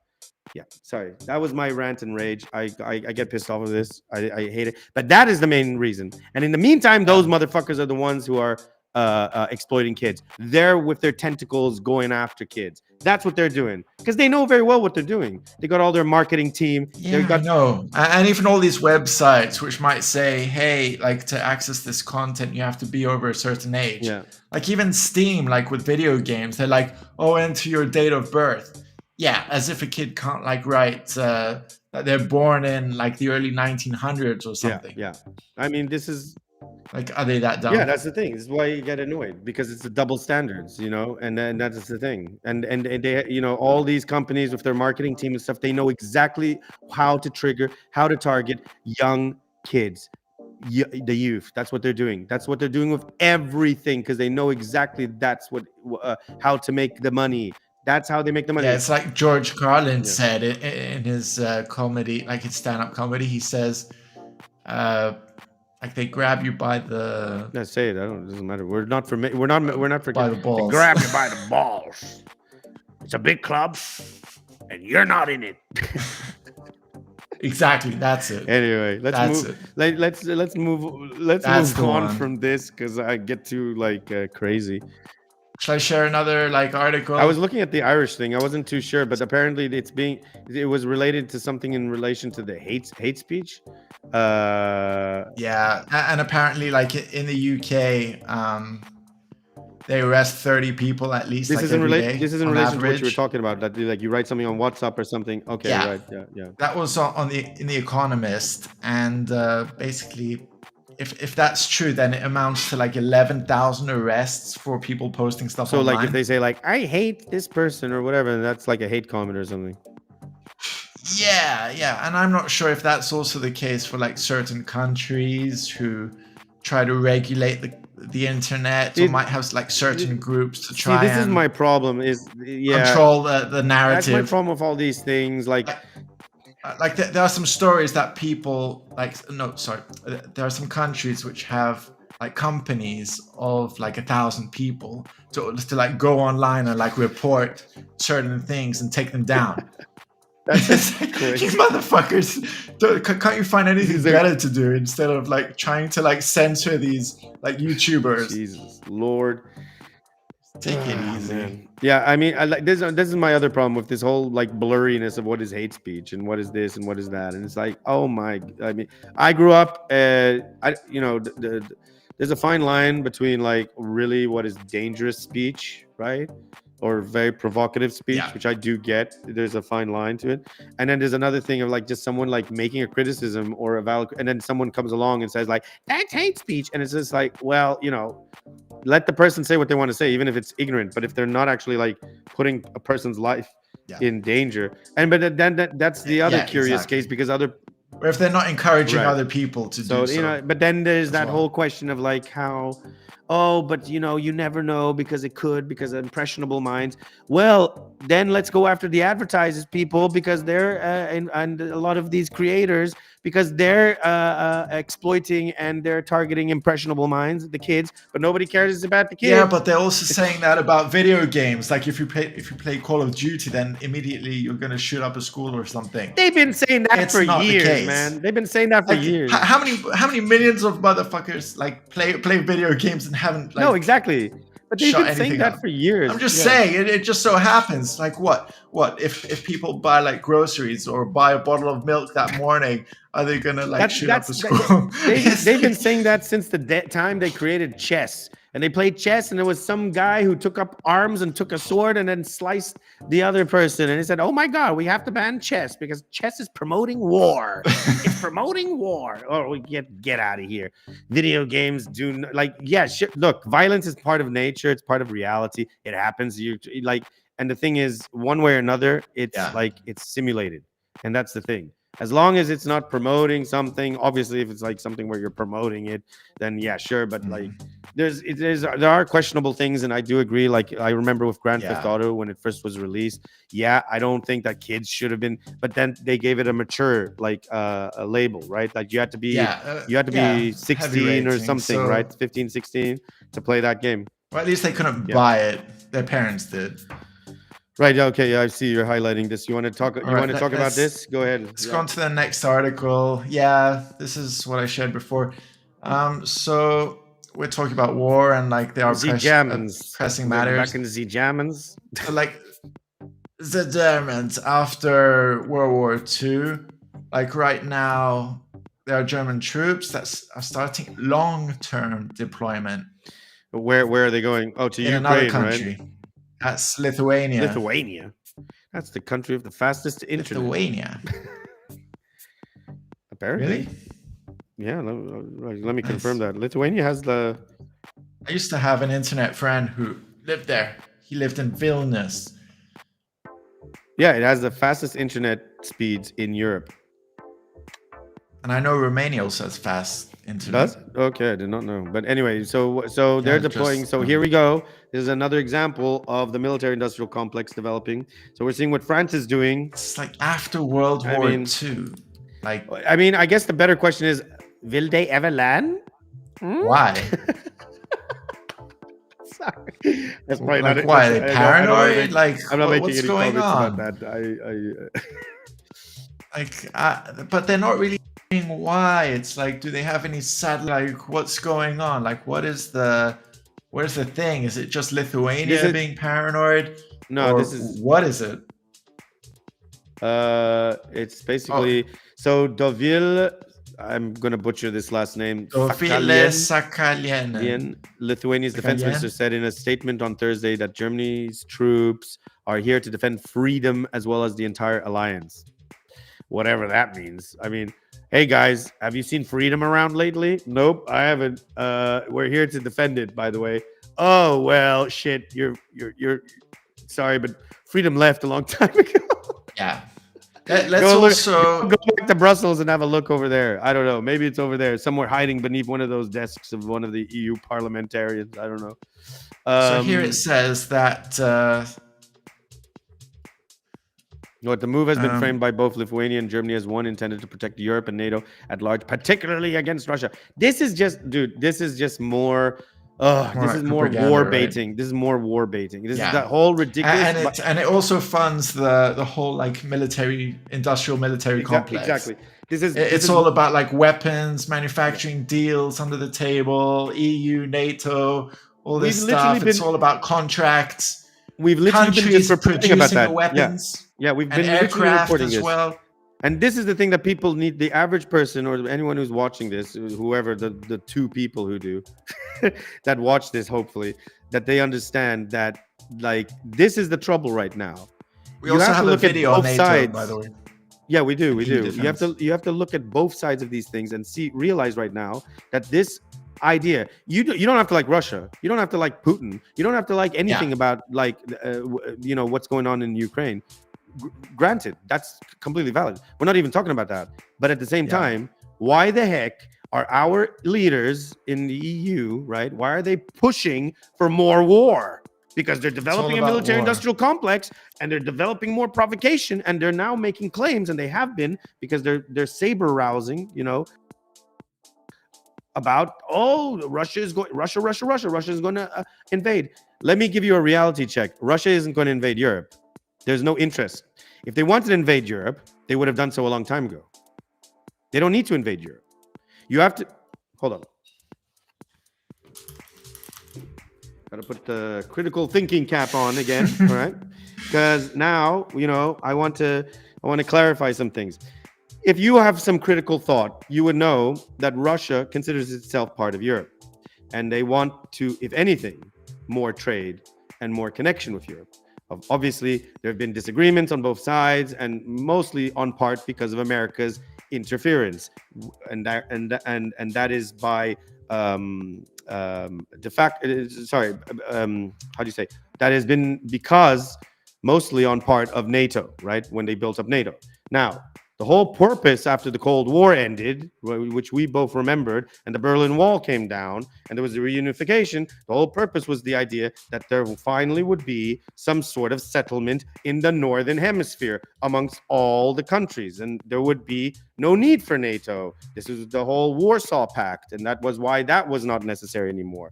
But lo and behold, who was instigating and provoking wars since the bloody 70s up until now was the American military-industrial complex in the Middle East and South America and everywhere. That was what was going on. And if you have to be completely dumb not to have seen that. But there was the United States of America. They were even Bosnia-Herzegovina. Oh, remember Bill Clinton? Oh yeah, Monica Lewinsky, she was over here. And anyway, I'm not going to do this impersonation, but you know what I'm talking about. All this other shenanigans going on in the ex-Soviet satellite states. Again, it was America, and they've been doing it. And I'm not blaming Americans. Don't get me wrong. I'm blaming, and I'm not even blaming necessarily the full government or the administration. It is the policies perpetrated by the military-industrial complex, which is something that Americans don't even fully grasp yet. But it's all these contractors, it's all this shadowy investors that are linked into this war profiteering because they make money that way. And so now we're seeing this develop here. And now everybody, people freaking out, saying, oh my God, Russia's going to invade us. Why the heck would Russia invade you? What purpose? The only type of Russian invasion you're going to get are Russian tourists because they want to go to Paris, they want to go to Portugal and Greece, and they want to just like lay by the poolside and drink bloody Moscow mules or God knows what else they drink. I don't know. That's what they want. They want to travel here, buy luxury goods, and sit by the beach and you know, whatever. That's what they want to do. They don't want to invade Europe. Yeah. They have the majority of Russian people have no interest in that. And least of all, the Russian administration has no interest. So this stupid concept that they're going to invade Europe, it's paranoia, it's just a total lie. It's total lies. There is no interest. Now, is there potentially shenanigans going on to and fro between the US and the Russians and maybe EU too? Hell, that's like everybody has spies, everybody has whatever. There's all sorts of things going on, but that's all to do with politics. That has nothing to do with actually wanting to instigate any form of war or conflict. Nobody wants to change the face of Europe. And this is what I'm saying. So I'm just tired of this. And I think like this bolstering and boosting of aggression and now trying to build up a military force, like this is insane. Like we need to end the Cold War. This is the Cold War 2.0. We got to end this. This is stupid. And people, I think, are smarter than this because they get it. That this can only get worse. Yeah. And like nobody wants war. Let's just stop provoking. Well, let's try to settle profit things. Of war want it. Right, and as we've shown, there's a definite interest right now for them to build up to promote all these threats. Why? Oh, because they want to develop their defense bill and they want to develop this this European industrial complex. European military industrial complex. So there you go. It's all about money. Next time you see the media saying, the next time you see the media going like, oh, Russia is going to, come in with their tanks. No, You got to be completely like, you have to have the IQ of a soggy cornflake if you believe that. I'm sorry, but you have to be that dumb to think that they would do that. That's just why. Why would they do that? There's no reasoning for it. Like they actually, like Russia wants, if any, I mean, their ideology, generally speaking, is that they really have this perspective on culture and history and preserving it, right? Like that's part of the reason why they haven't even removed all of the, the Soviet elements from their past, because they actually want to retain it, to remind themselves like this is part of our history, right? Yeah. It's not like the Americans, the stupid American jingoistic idea that there's communists. But by the way, if you think that Russia is still communist, then go back to bed, because you're still living in the 1950s. It's not. Russia is very far from a communist country. But the point is, they have a very, very strong interest, like most European nations do, in preserving culture and history. So they wouldn't want to interfere with stuff like that. Now, we're talking about something entirely different when it comes to Ukraine, and that is a total other situation, and it's a bit of a shit show, and that has nothing to do with culture and preserving history, etc., etc. Okay? But when it comes to like this idea that there's a threat of Russia to Europe, seriously, get over it, because that ain't happening. That's basically and the only reason that can happen is if you provoke them. Only reason that can happen is if you literally provoke them to the point where you actually started by igniting a war. That's the only point. I'm not even kidding. Like if EU, missiles and EU armaments are literally detonated against their border, their people, then all bets are off, because So don't go crying when your leaders are the ones promoting this type of crap. The last thing I want is war with any superpower. Russia is a superpower. China is a superpower. US is a superpower. Hey, and I don't agree with any of them. Okay, necessarily. Countries. I don't agree with any of them necessarily, but I don't want war with any of them. Sure. So stay in your lane. Stay in your lane and try to let diplomacy work for a change. Can we not let diplomacy work? To be honest, what you mentioned about like Russia and communism and stuff, like what I saw the other day was pretty interesting. Like if you just look at videos online of how it is over there, or pictures or whatever, I mean, it's more like advanced than we're told.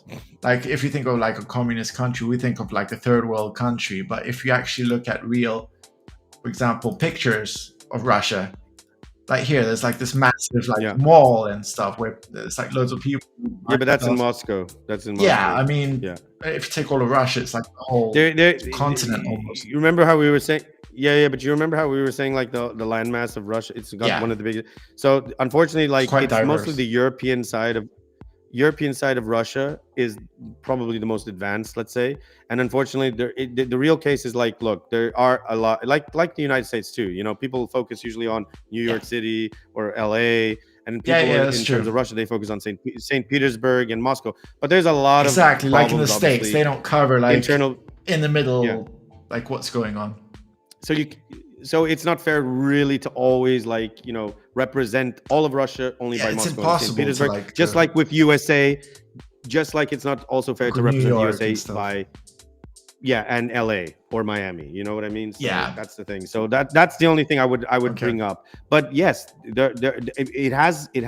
Moscow and St. Petersburg have considerably advanced since the 90s, because in the 90s that was like that's the picture of what all these people think when it's still under communism, like the bare bone shops with nothing to buy, people in like bread queues and stuff like this. I mean that was back in that was way long ago. So things have changed, and for the better, I would say.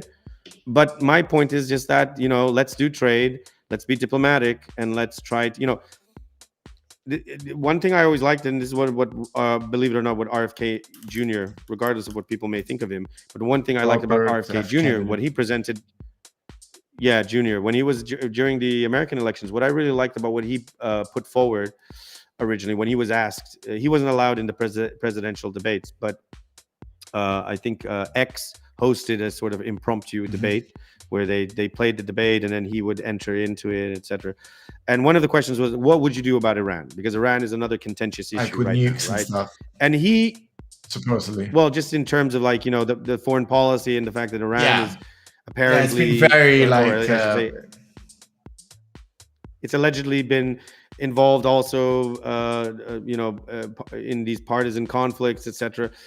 And I really liked his response. And he said, like, well, let's bring all the people onto the table. He said, like, America should be at the table, Iran should be at the table, Russia should be at the table, and China should be at the table. Let's even bring our the people that we don't get along well with so much, and let's all come to the table and let's try to come to some consensus. And you know what? That's what we need. Because the thing is, the more you bully someone to the corner, guess what's going to happen? You bully that person, you push them to the corner so much so. Yeah, you know what's going to happen? They're going to blow up. They're going to go crazy. Yeah. But you know what happens to a bully? How you can change a bully, or like in your perspective, if you think they're a bully, right? Is like bring them, invite them over. Show them, hey, like bring them on your side. This is That's kind of a philosophy I have as well. Like try and like be nice to everyone, like speak nicely. To be honest, that's what's going on with politics and diplomacy. Like if you want to have talks with, let's say, representatives of another country, you can't like always be bitching about them or calling them names or anything, because ultimately you'll have to sit at a table together to discuss how to move forward with certain things. And this is what a lot of like foreign policy advisors know about, whereas some other ones might not know about them. It just depends on the country. Yeah, but you know, that's the biggest issue here, is that nobody's actually talking. Exactly. And the worst thing about all of this is that, you know, for all the bravado, that there's always these, you know, these incentives to like threaten, and then, you know, I hear all these politicians always call this guy a gangster, this guy a dictator, whatever the heck, you know, whether it's true or not. The worst thing about this is that, look, at the end of the day, this is the person who's representing a whole nation of people. We're talking about millions, hell, sometimes billions in some cases, right? Or no, not billions, but a billion, right? And they're the people who suffer at the end of the day. It's not the stupid leader, sorry to say, but it's the people. And they forget that. And when you're a leader and you're going out there, okay, you should have some more decency and awareness to know that when you talk and when you go out there, don't freak your people out, because the last thing people want is they don't want like problems. They don't want war. They don't want to suffer. There's enough suffering going on right now. You know what I'm saying? Talk it out. Try to come to some arrangement. Oh, I don't like this guy because his ideology is different from mine. You know what? Get over it and chill out. You know what? Maybe if you talk more, maybe things can change over time. That's how things change. It's by talking, not by force. Yeah, that's for sure. Anyway, I think we're going to go for a break, and then we're going to short little break, and then we're going to go into the American side of politics. I'm getting nasty looks over here. They're coming for me. Anyway, a little break. Do we have something? Let me just get the video up, and then because we haven't even covered. Like, I want to get into the U.S. Stuff. And we got some stuff to cover about that. Okay, so this break is for like 8.5 minutes. Yeah, cool. That sounds good. Woo-hoo. Cool. And I don't know, maybe we'll get some more stragglers joining here. But yes, until then. All right. See you in 8 minutes. But I'm having fun. Are you having fun? It's fun. It's fun. We have a lot more to talk about and a lot more like fun stuff. So far we've been talking about like geopolitics, what's going on with all these fucking we're going all over the place. I'm not even gonna like sugarcoat it. It's like, fuck these guys. If I'm not around next week, you know what happened to me. Okay, so anyway. A personal PSA, personal service announcement, that we don't have any plans to like kill ourselves or anything like that. So if we go missing, like in Minecraft, I don't know, look up what's up. That's what they usually say. Yeah, we just have to like watch out. We don't take any side. Industrial military complex. We don't represent any. We don't take any political alignment. Our only alignment is to human values and to the sanctity of human life. That's what we believe in. So, all right, so we're going to take a short break. It's going to be about 5 minutes. So yeah, we'll be right back. Roll it.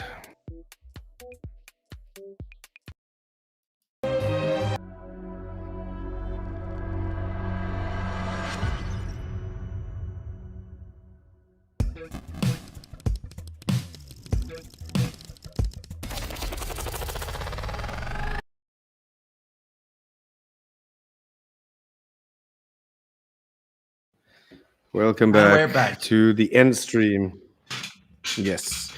So we are at the top of the hour, and we have literally so just letting you know that we are streaming only on Fridays, but we will plan to stream for longer on Fridays, and it might still change. So and we have some other interesting ideas for different streams. We're thinking of doing one that's focused primarily on conspiracies and other interesting topics. So let's see how that goes. But for now, let's run through it, shall we? Let's speed run this. Yeah. What are we going into now? Yeah. What do you call him? Wait, I forgot. Yay. Oh, we're going to go into yay, right? If you want. Or do you want to go into something else? No, let's cover yay after the USA. Let's go into the USA. So let's first play so Trump announces the Golden Dome. Let's play that. Give me a sec. Let me find it. So there's President Trump basically unveiled a $25 billion Golden Dome space-based missile defense system. Okay. Let's play this. Here we are. Let's see what. And okay. Let's play it now. Attack. And that's what we're doing. Today I'm pleased to announce that we have officially selected an architecture for this state-of-the-art system that will deploy next-generation technologies across the land, sea, and space, including space-based sensors and interceptors. And Canada has called us, and they want to be a part of it. So we'll be talking to them. They want to have protection also. What's that movie with James Bond? Is it like Moonraker or something where they have lasers? Yeah. So as usual, we help Canada do the best we can. That's getting ready for a Death Star. This design for the Golden Dome will integrate with our existing defense capabilities and should be fully operational before the end of my term. So we'll have it done in about 3 years. Convenient timing. We'll see. Once fully constructed, the we'll Golden see. Dome will be capable of intercepting missiles, even if they are launched from other sides of the world, and even if they are launched from space. And we will have the best system. I mean, that's pretty cool. I'm not going to lie. So maybe it could help against the aliens as well. I don't know if but other countries have like missiles from space, like going down onto other countries. You know what? I think this is. I think he just carries on talking about this, right? But like the thing is, like I think this is Trump trying to present. He's doing a two-way thing here.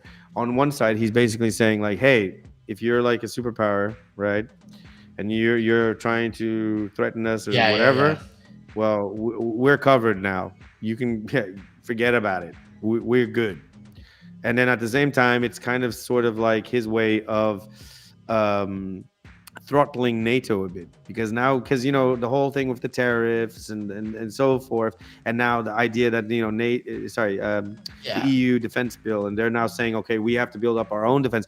Now he's like saying, we've got our dome and you don't. So it's like, you're fucked, so, I mean, we might fuck you up later on. So he's like saying, you want a piece of this? You want a piece of this? You want our you want to be part of the group? So I don't know. That's kind of like what I'm getting from this. Yeah, these are getting this because he never does anything without there being some sort of other motive. But you know what? The EU, they're also starting tariffs against Chinese companies like Temu and AliExpress. They're going to charge €2 per item or something. Like they're all against Trump putting tariffs, but they themselves are like starting this whole thing as well. I mean, you might think that €2 is nothing, but it starts somewhere. It's a lot. No, it builds up. It stacks up, you know. But so that's the Golden Dome. I mean, he goes on about it has to be golden as well, which is pretty funny. Everything is gold, you know. Yeah. Whether or not that comes to fruition, we don't know, because you know he did also mention like how the wall is going to be. This is going to be a beautiful wall. It's going to be, you know. What happened to the wall? Is there a wall?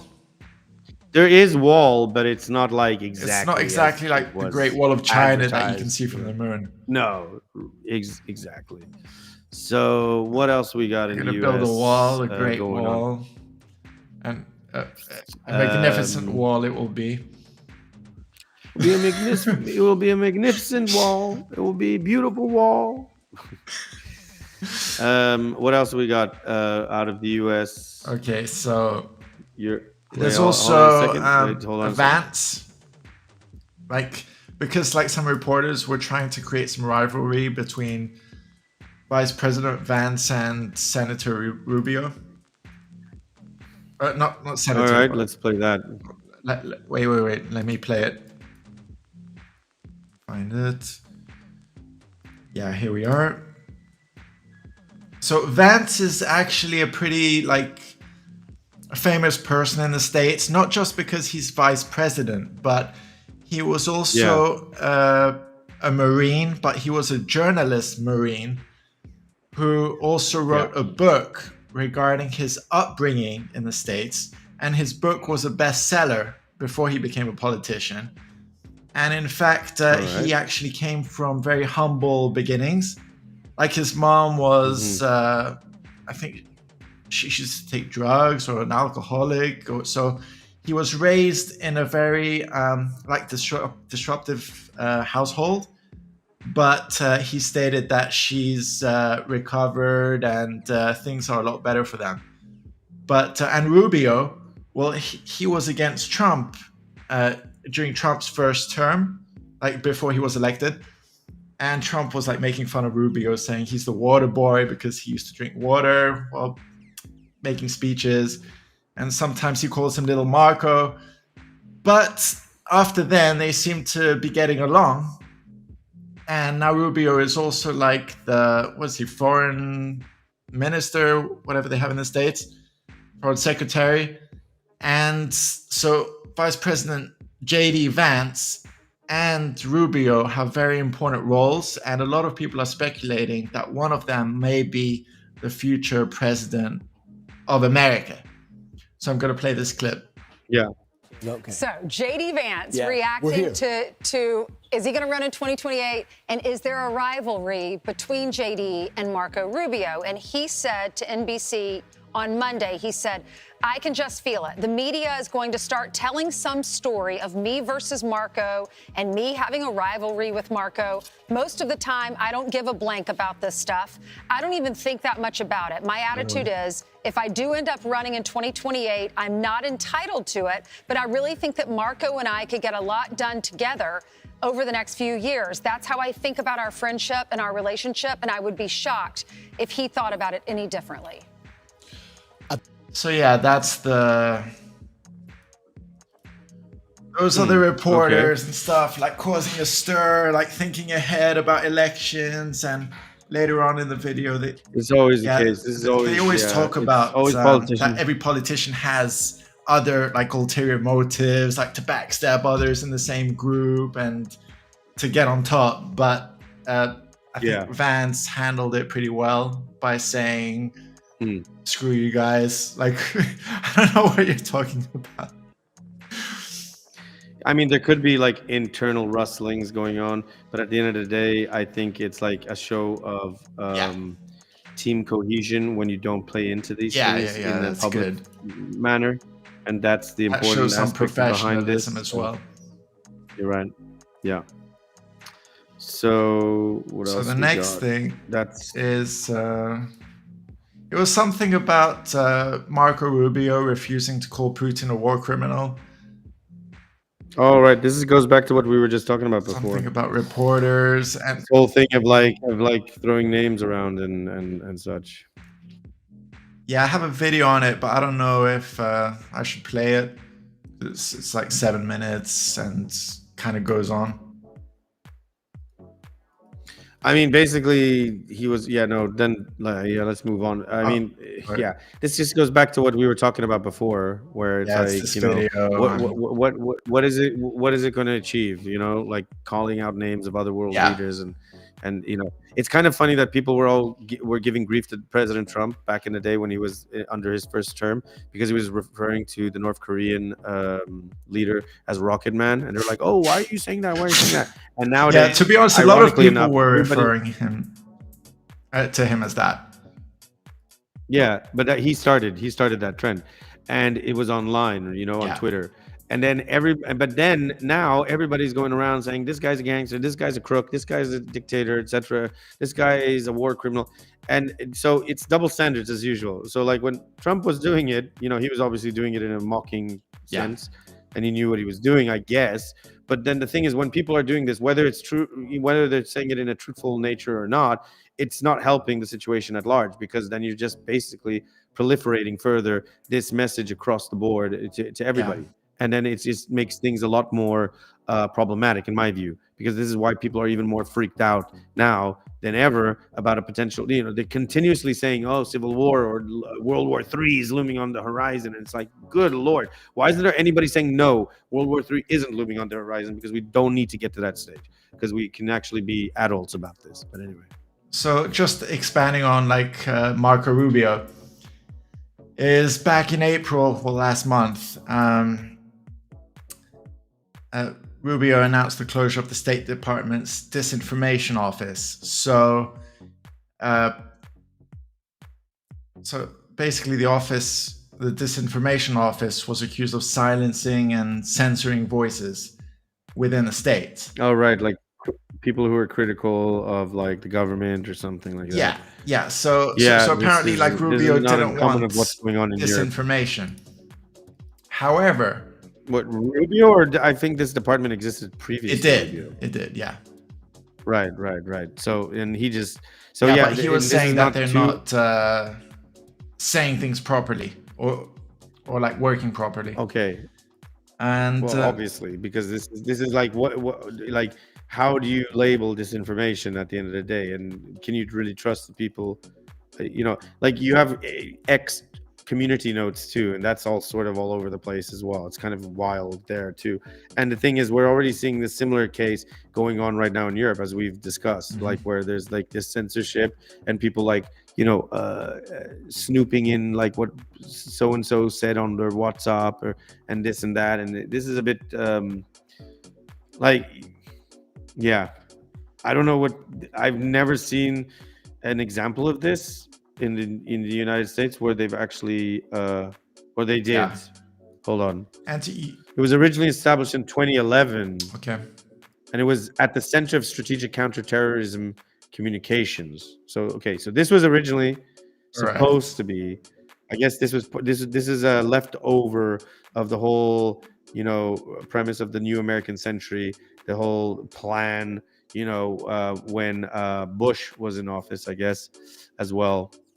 Oh, no, sorry, this was after Bush. But you know what I mean? This is the leftover of the Patriot Act, basically, when they were looking at, you know, snooping on people and going after anybody who had these anti-American sentiments. Yeah. So, like, going on from that Rubio thing about the disinformation office, there was some news about this woman who was grabbed off the streets by federal immigration officials.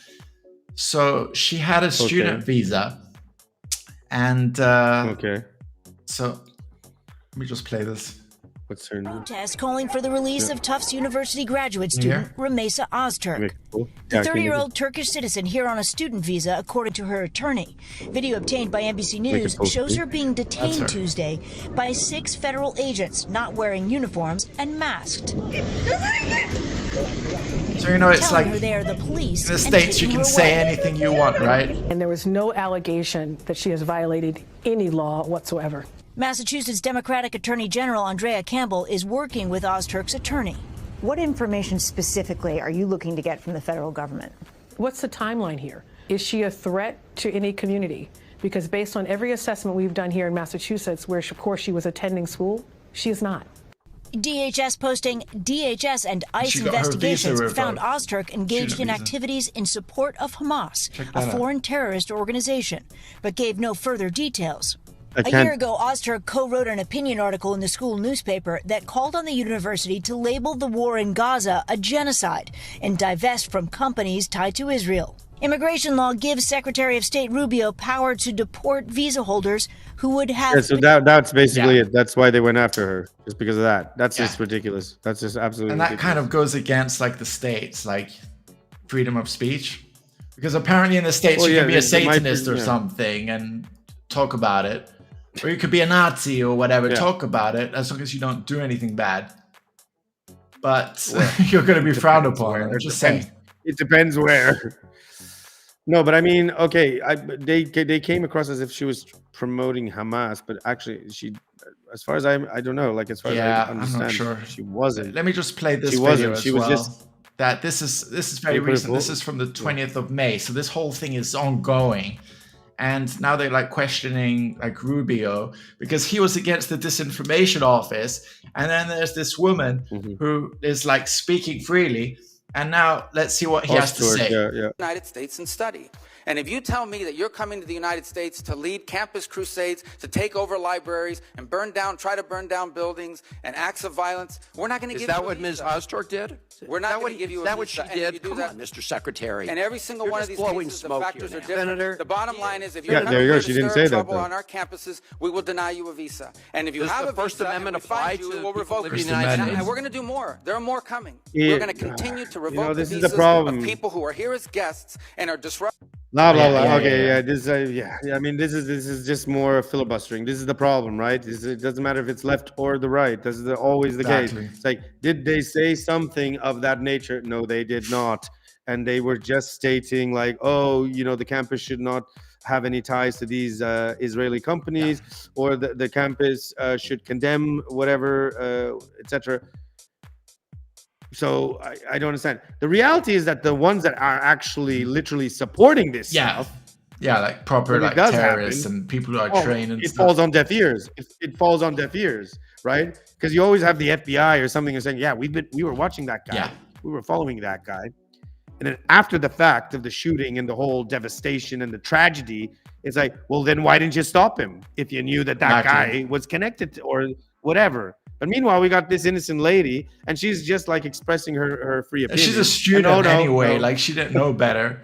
And now she got herself in trouble and like, got deported. Yeah, like, and she probably paid her just- fees for the university over there, which are probably extortionate. I think I'm sure that's they didn't give ridiculous, her a like, what they did refund. to her. No, but that's just ridiculous what they did to her, and that's just wrong because it's abundantly clear that she wasn't promoting or provoking any sort of threats, or she, as far as I can see, as far as least as we've seen, there's no evidence to suggest that she was even in support of Hamas. She was supporting the Palestinian people and the conflict and trying to raise awareness in relation to that conflict, and she was obviously on the side of the Palestinian people. So look. Doesn't matter which side you take. I'm not taking any side myself personally. That's how we are on but the NTV. thing is, like, as far as I can see, she did nothing wrong, and I think that was just really, again, heavy-handed. Yeah. Again, this is just. It's one thing to say silly. stuff, and it's a different thing to like actually do things. But she didn't even say anything that would be considered dangerous. Like if you say free, and this is the stuff, trouble it's right now. dangerous. I mean, if that's dangerous, then then freedom Take should it be easy. dangerous. I guess, and I guess freedom is Like, dangerous. can't you right? say, "Hey, I'm for Israel. I'm for Palestine. I'm for anything." I mean, nowadays it's hard to say what you're for because everything is contentious. Everybody has an Yeah, opinion, if you're but- on like either side, and to be honest, Yeah. there's always like a bigger story a lot of the time. Like, Well, little. Oh, yeah, with that, let me share a funny, interesting video from a Berliner creator, which I think fits this exactly, this topic. Let me get it here. Where is it? So this content creator is called Radical Living. I've actually been following them. They're pretty. This guy's funny, in my opinion, anyway. Yeah, and he's basically making a comment, or he's basically. I mean, he's not really a political content creator, but he does sometimes reference because he's German. What's he called again? What's his YouTube channel? Radical Living. Radical Living. If you're watching Radical Living, like, get on our channel. We want to interview you. But yeah, he's really cool, and he covers a lot of like social stuff, and he's always doing it in satire and humor, and he does cover sometimes political some stuff of his videos, like he's traveled the world, like he's gone to like I think some Asian countries, or he went to like Okinawa, and there are like some Americans. Japan, he says like there are burgers there at certain places. Anyway, it's hilarious. But his main thing is always covering like German stuff, but not in a political nature. It's always in like comparing how they are, like how Americans are compared to Germans. Yeah. All right, that's his recent thing lately now. So this is like, this one's called what was this called? This little video is called of his, which I think is quite apt right now in relation to what I think this is the one that compares the States and Germany, or not? This is called Land of the Free, they say. So here we go. Let me just pause the music. Wait, okay.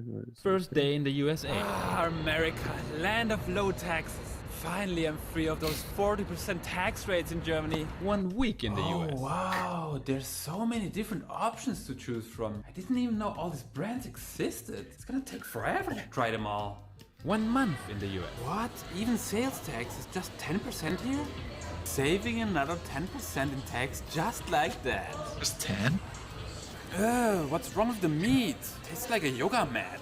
6 months in the US. What's up with the meat over there? And I've got bad news. Oh no, what is it? Well, the bad news is you've got diabetes. Oh shit. And what's the good news? Well, you can apply for handicap parking now. 1 year in the US. Yo, Mike, I thought my health insurance covers all of my diabetic needs, but I keep getting those invoices. Is that normal? This is America. Health insurance only works when you're healthy. That doesn't make any sense. What am I supposed to do? I'm going broke, man. Oh, do you want to set up a photo shoot? What are you talking about? Like how he has a sloth. Look, you just gotta start a GoFundMe. A good one needs great pictures.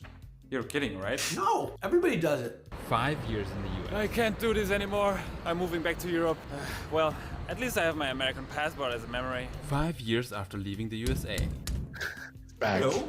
How can I help? Mr. Miller, you haven't paid your taxes in 5 years. The IRS, like chasing American citizens all around the world, even though... What?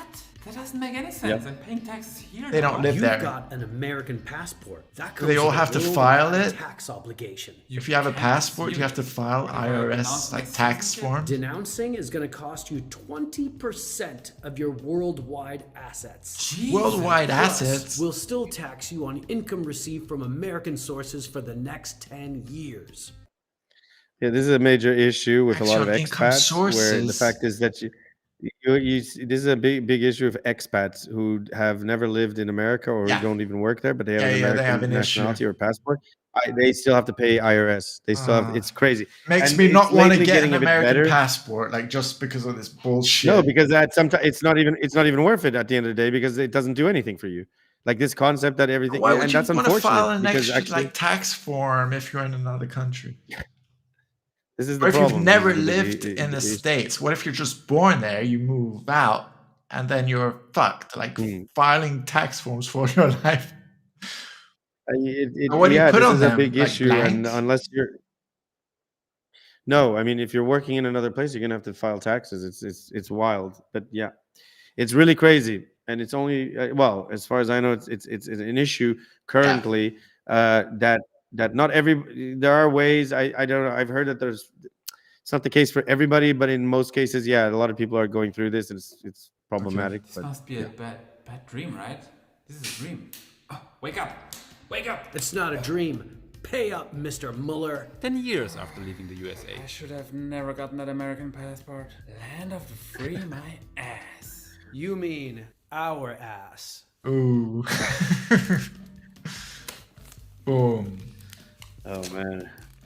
So much for the 10% VAT. See, that's another thing that I feel like they should do an audit of the IRS. That would be very interesting. But the president that comes up to do that, I don't remember if it was the IRS, but there was like one department in the States that was taken to court, or the Senate or whatever, and it owed like there was like $1 trillion missing. Like, we can find it on YouTube. Oh no, that was the I think that that was the Pentagon. That was the Pentagon. That was probably a for couple of years weapons ago, then. because there was like The same thing that we yeah. always talk Well, no, for what they call black projects. Oh. So those things are under the rug. Yeah. Black projects are like things that are, so that's the problem. And then when, so that money is allocated to these black projects, as they're called, and those are like weird, nefarious. Yeah, there you go. Like Area 51, who knows? Like, yeah, perhaps for the Golden Dome. It goes towards aliens, but, like feeding the aliens like yeah. some special burgers. As the I think because we are already over time. Maybe we should just get over onto. Let's talk about the last news. Talk about Kanye. Do we need to mention like Trump as well? Briefly. Oh, yeah. Talk about it. Let's go over that then quickly. Yeah. I mean, so basically, you want to run through like what happened. So the South African president basically met with Trump at the White House, and Trump basically put forward. So for people who don't know, right, the South African president is Cyril Ramaphosa, and he's affiliated with the strong party that is the ANC. This is the African National Congress. This was the biggest party that was formed right after apartheid. It was the big thing. They formed a coalition government, and they were founded in 1912 originally. They're more like center-left, left-wing, have a lot of democratic socialistic, African nationalism with democratic socialism. There have been a lot of cases of corruption and governance issues, especially during the Jacob Zuma's presidency, when he was also obviously part of the ANC. But it has always remained the dominant force in South African politics. However, over time, people are becoming a bit weary of the ANC, they're questioning it, etc. So, long story short, the ANC has always been the powerhouse, right? Yeah. Of South Africa in leadership. Now, there's a continuous thing going on, even since 2016, of this idea of something called white genocide, where there's a lot of South African farmers who are being attacked, their land is being taken. So supposedly, allegedly, I should say, there's been, and so Trump has put this forward and basically confronted President Ramaphosa with this, and maybe we can show us a clip of this. So, and mind you, just to put this also into perspective, Elon Musk, who is originally from South Africa, was in the room, and he was present as well. This is a video shown in the White House to the South African president. We require no permission from you, from the president, from no one. We don't care. We can do whatever you want to do. Who are you to tell us whether we can occupy land or not? We are going to occupy land. Yes. South Africa, occupy land. That's who we are. Honorable member, City Speaker. Kill Yamaza. Kill the Bua. The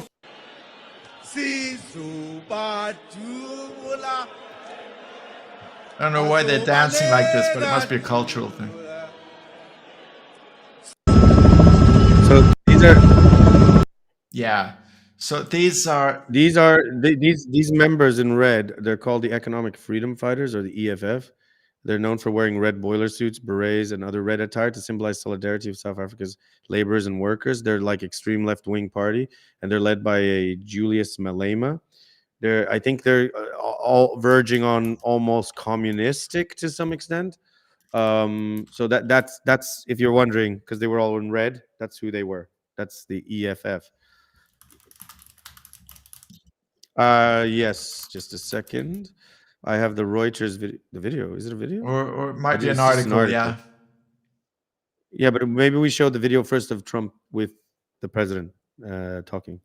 If we have no, or I think that makes more sense to give context. So yeah, that's the EFF. You see the red berets and everything. They're where's the video? Yeah, first let's do this. Do you want me to show the videos? I can do it. I've got them lined up already. Right. And then there's the other one with the golfer, apparently a South African golfer. You know, Trump is very particular about golf. That's a 1 minute long video, but we'll first show the context of the other one. Okay, just a second. Here we go. This is when he meets the president. All right, here we go. Ramaphosa to do about the situation that we've just seen on the screen? I don't know. Look, these are articles over the last few days. Death of people. Death. So he's talking about the white genocide in relation to South African farmers. Death. He's got all these printouts, and one of them is from a Reuters article. White South Africans are fleeing because of the violence and racist laws. That's the and this is all premise. We have a multi-party democracy in South Africa that allows people to express themselves, political parties to adhere to various policies, and in many cases, or in some cases, those policies do not go along with government policy. Our government policy is completely against what he was saying. Even in Can you pause it for a second? And a small. Yeah, I just want to say that the South African president, he was very.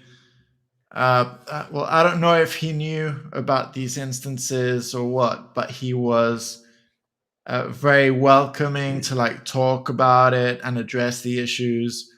He wasn't like coming across like these things don't happen. He wanted talks to happen, but it seemed like okay, right in the White House, it kind of seemed that he was a bit ambushed, but these are like important issues that need to be happen, and maybe these are issues that aren't reported on enough. It is a fact, and I mean I've seen footage as well, and I've seen horrible videos. It's all about white farmers. South Africa. I mean, I don't want to focus on their skin color, but the reality is, South African farmers that have lost their land. I don't know for what reason. It's not really explained. It's just that the land has been taken, and then it's been taken over by other people, and then it's left to ruin, or they have been attacked. They've been purposely attacked. I don't know the exact numbers. I don't have all the data. There have been documentaries made about this and so on. But the problem is, here's the thing: is like how much of it has been amplified to a certain extent, and how much of it is underreported, right? And I think that is a case that needs to be looked into. But yes, and in this situation, it is a fact that there are South African farmers who have lost their land and been attacked. Wait, hold on. I'm trying to get it for you. Just a second. I just got a bunch of stuff. Can I show one clip? Which one is it? Should we not continue with this? This still. It's related to this. I'll show the Reuters thing because the thing is, unfortunately, whoever was in charge of providing President Trump with the documents, the images, right, the articles, the printouts, one of them was factually not correct. It was actually from the Congo, which is a totally different country. And Reuters came out saying that that was one of their articles, and it was related to the Congo. That it wasn't related to South Africa at all.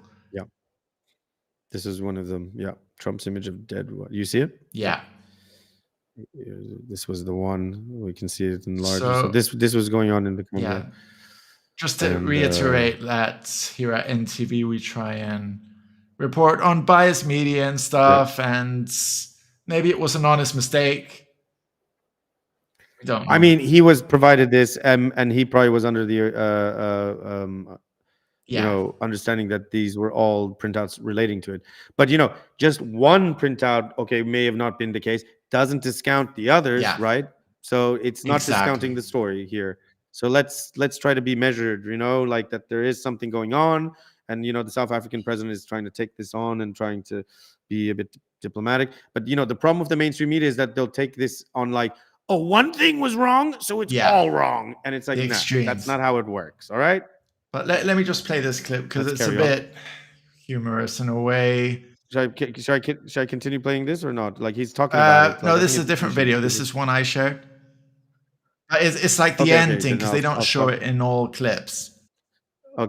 Okay, I stopped. Oh, if so you've got it. Okay, the news wasn't fake like NBC, which is fake news, totally one of the worst. ABC, NBC, CBS, horrible. But if they weren't fake news like this jerk that we have here, if we had real reporters, they'd be covering it. But the fake news in this country doesn't talk about that. They don't want to talk about it. Check out what he does now. But now they have to talk about it. But they won't. This won't even be a subject. They'll have him talking about why did a country give a free, think of this, why did a country give an airplane to the United States Air Force? Okay, the United States, not to me, to the... Oh, I think that was related to a reporter who was asking why they donated a plane to him when it has like nothing to do with this. It was a Qatari plane. But let's keep playing this. The United States Air Force, so they could help us out because we need an Air Force One until that's Air Force One, it's being built. 2 of them being built. But Boeing's a little bit late, unfortunately. So why did they give us just a bit off topic, the United States Air Force? Get back That's what that idiot talks about. After viewing a thing where thousands of people... Boeing has a lot of problems. I'm sorry, I don't have a plane to give you. I wish I did. I take it. I would take it. If your country offered the United States Air Force a plane, I would take it. Okay. But coming back to this issue, which I really would like us to talk about. He's addressing it. And talk about it very calmly. We were taught by Nelson Mandela that whenever there are problems, people need to sit down around a table and talk about the best answer. And this is precisely what I was saying before. Check this out. Check what he does out now. Trade matters, investment matters. So the issues that concern you as the United States, those are all recent. Those are all deaths. Yeah, in many ways, I mean, one should say you are a partner of South Africa. I just want to say that was a bit of a douchey move. Like the guy is saying we need to sit down and talk about these things, but then Trump is like thinking about deaths, like they're on you, sort out your country. I think this is the thing that people don't get about Trump is that he's all business. Yeah. So for him it's just black like and white, talk is cheap, but just like like that's like, well, these are recent deaths. There you go. Sort it out. that's always been his style. That's just how it is. He's not there to filibuster, although he does filibuster, by the way. But he's not there like to let the guy filibuster, even though the guy was actually being, as you said, like diplomatic and quite understanding about this. Now, whether he does anything about it, I don't know. Whether there's more investigation into this is another question, because again, like South Africa is known for, unfortunately, their heart.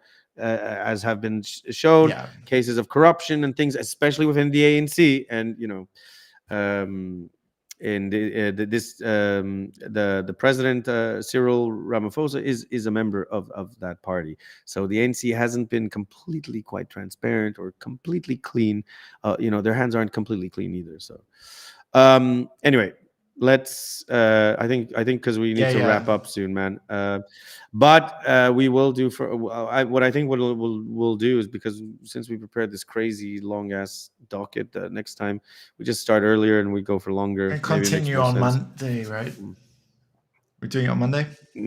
I'd rather not. No, we're not doing any streams on Monday. Okay. It's too much for now. But we can just start earlier on Fridays and go for longer. But now let's move on to a bit of culture, because we've talked a lot about news headlines and everything, and there's probably a lot more we can cover. And to be honest, we could. News. But I think we need a little bit of culture before we wrap up. And the thing that's been heating up in the news lately is none other than Ye, aka Kanye West. No. Well, now he's legally known as Ye, and right now it's been controversial because not only one song but 2 songs from his upcoming album. There was one about his cousin, I think, but the latest one is about but some his upcoming album is called Cuck. You care to explain? Is he talking about himself or? I mean, he brings it up in the lyrics of one of the controversial songs. Actually, I don't know, but he does bring it up and references himself in one of the controversial songs. Actually, so the first song, "Cousins," was released on April 21st, and it sparked significant controversy due to its explicit content and the deeply personal nature of its lyrics. In the track, West alleges that he had an incestuous relationship with his male cousin during their childhood, which began after That's they messed discovered up, explicit and it would material explain together. a lot. And the funny thing is that Ye has been a major critic right now, given the Diddy trials and Diddy, That is what's in the going news on a there. lot. Yeah, like with abuse and baby West oil and yeah. So the accompanying music video released on the same day features disturbing imagery, including a burning cross, a woman adorned with swastikas, singing along to the song. And these visuals have further intensified the backlash, with critics questioning the appropriateness of such content in the public forum. Yeah. Some have praised West for his brutal honesty and for bringing attention to childhood trauma, while others have criticized him for exploiting personal pain for artistic expression. I mean, if you're going to criticize someone for that, you might as well criticize every artist, because that's what they do. Let's be honest. The song's release has ignited debates about the boundaries of artistic freedom and responsibilities of public figures in addressing sensitive topics. Again, Kanye West, I have something to say about him, my own opinion in relation to it, because a lot of people say he's crazy, he's gone nuts. No, I think the thing that people forget is that Kanye has always been transforming himself consistently. Does he have mental health over issues? time? Of course right? he does. But what artist doesn't? What artist doesn't? What person in Hollywood doesn't? Robert De Niro, he's always the same. Like in every role, every movie.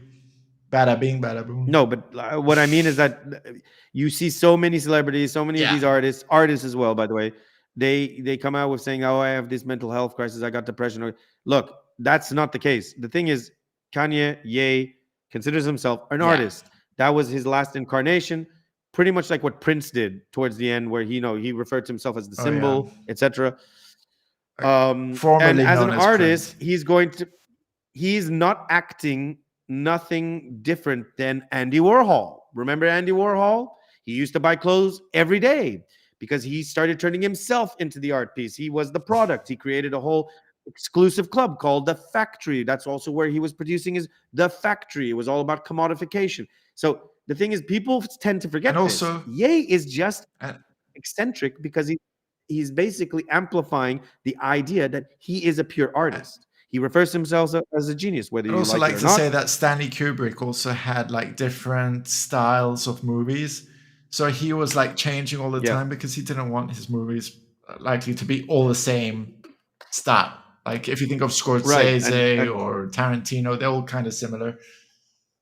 Like all I think the problem here is that people are looking at Kanye as just a rapper or just another type of person, and what they don't get is that this is a guy who, from already a long time ago, he entered fashion. I mean, he was doing already like crazy things that he was being applauded for back then. He is at a pivotal point in his career right now where he's basically turned himself into the subject and he's putting it out there. So I think it's just too easy to go like, oh well, he's got a mental, he's having a what do you call it, a crash out, mental and he's breakdown, going crazy, like and it's like Britney Spears. He's quite right, but he's very lucid. He's very lucid. He's very coherent, and a person who's actually having a breakdown. He's very different and everything as well. Very weird. Well, it's not. They were calling Marilyn Manson. It's not someone who goes crazy, like a freak or something at the beginning, but that was just his style. Or Slipknot. Well, I mean, that's a different, but that's a different. I would say that's still a different thing because that's more performative, and that's more performative. And with him, it's not about performative. It's just that at the end of the day, if you're a real artist, and what I mean by an artist is someone who's in the arts, you should understand somebody like Ye right now. And that's not me trying to sweep for him or make up an excuse. It's this the reality. Like for instance, if you go to a fashion show right now, okay, and you see the crazy crap that gets walked down the catwalk, you'd think those people are insane because they're all there like with like this weird ass like clothes and like weird shapes or almost naked. But it's accepted as that's the standard, and the people who go there are like, ooh, the banana with the would tape. pay a lot of Remember money. that was a big thing. Or even remember the banana. Okay, or even Banksy. What like he had like a painting or something on auction. I think it was in Sotheby's. And when when somebody like did the final bid at the auction and they hit the hammer, then the painting went through this hidden shredder underneath, and it got all shredded. He destroyed it basically. But that is art. Yeah. That was the whole that's art for you. Well, that's the expression of the artist, right? And so that's the thing. And I think that's what people are missing here right now. They're looking at Ye, whatever the hell you want to call him, but they're looking at him as what he used to be. Yeah. And the thing is, the guy has actually transformed, and he's representing himself as a pure artist. He refers to himself as a genius, as this artisan, as a Renaissance, whatever. And that's basically like his output is going to be only about that. He was also on Piers Morgan briefly, and he told Piers Morgan, well, in a way that he has less money than, well, Piers Morgan has less money than him, like Ye. And but he didn't say it that way. He made Piers Morgan say it. But and then Kanye was like, "Why do you think that is?" And he kind of put Piers Morgan on the spot. weird thing. But moving on, there's another single out of this upcoming album that is controversial, which we'll try to play. I don't know if you would say no, then I'm going to censor it personally. I can do it, but if you prefer not to, then we don't give it a shot. But anyway, I'm not going to say what it is, but it is obviously the salute that a certain German army would do during World War II to a certain dictator, Austrian dictator, I should say. And this has like gone wild. Should like I turn the volume all off across in case the it internet. gets censored or not? I can do it. I can do it. Share it? He released the track I'll share. I can do it because I know the points where. Anyway, he released a track titled Heil. I won't say the rest. It included explicit. Well, this is the problem. People think it's that it is an explicit praise for the Nazi German dictator, and it features a sample actually of his speech, which is odd. It's at the end of the song, and this song has been completely banned off every platform. It's only allowed on X. And it's been banned due to it being anti-Semitic, although it's amassed already millions of views. And the thing is this, right? The moment you ban something, people are going to look for it. People are going to search for it. They're going to hear it. I've heard it already. I think we should hear it. And then in my view, here's the thing. This is my opinion about the thing. I don't think this thing is promoting anti-Semitism personally. I don't think it's promoting even, Nazism. The music video doesn't even really fit with that iconography. I think the whole point of this is to be as provocative as possible, and it's because of his whole previous issues that he's had. Do I agree with Ye's sentiments? Not at all. I think that he's gone maybe about it the wrong way. He's maybe painting the brush too broadly by using these, terms, and he's been burnt. He's been, he's got the problem with being able to see his kids. That's what he brings up in the song, and the way it sounds, if you listen to the song correctly, it's kind of like just saying, well, I'm just a this because that's what you're painting me as. And so because you're calling me this, I'm going to do that. So let's salute, right? And salute. And then obviously to add more provocation to the end of it, he puts the speech at the end. But does that mean that he's really defending or upholding this ideology? No, in my view, I don't even think he knows anything about the ideology. So contrary to all these other wackadoodles out there who are neo-Nazis, who are proto-fascists and so forth, and they're now saying oh, Ye is our guy. I don't think he cares, dudes. He's just an artist, and he's not from American History X or something. He'll take Osama bin Laden and Al Qaeda, and he'll start promoting that. He doesn't care. He doesn't give a crap. He's just taking whatever. Who knows what he'll do next week? Next week he'll probably be promoting like I said, Osama bin Laden, and be talking about the 9/11. Like that's the whole point. He's trying to like be as radical and crazy as much as possible. That's my take. To be honest, he has had, in my opinion, like a good song a long time ago, and that was Stronger with Daft Punk. That don't kill me can only make me stronger. I need you to hurry up now because I can't wait much longer. But Yep. So anyway, we're gonna try to play it, and like if this gets taken down, if the stream gets taken down, then it got taken down.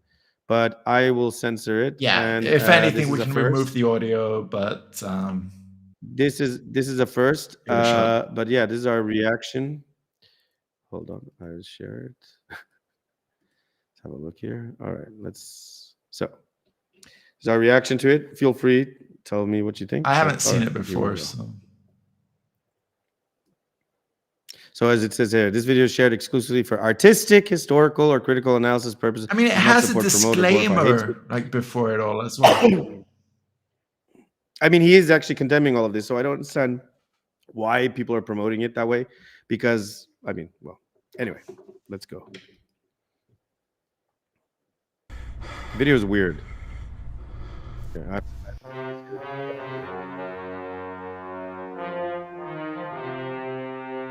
Can you hear?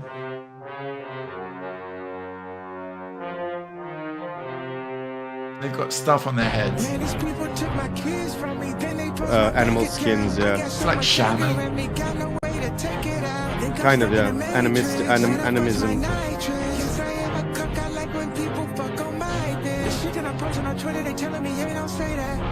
Niggas can't see me in public, I'm driving an all-chrome Maybach. With all of the money and fame, I still can't get my kids back.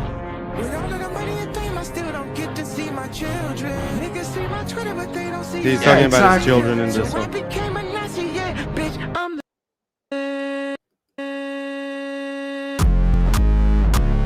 nigga.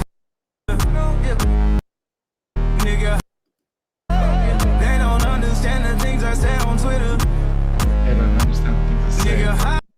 They don't understand the things I say on Twitter. All my niggas Nazis, nigga. Nigga. Nigga.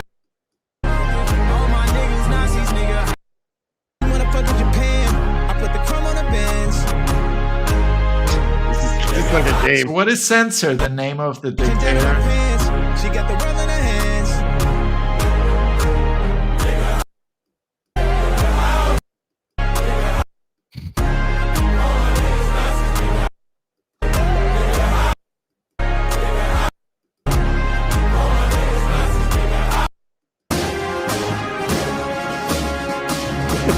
It's interesting because they're just standing there. They're not like dancing like in Lady Gaga videos or Taylor Swift videos. They're just there.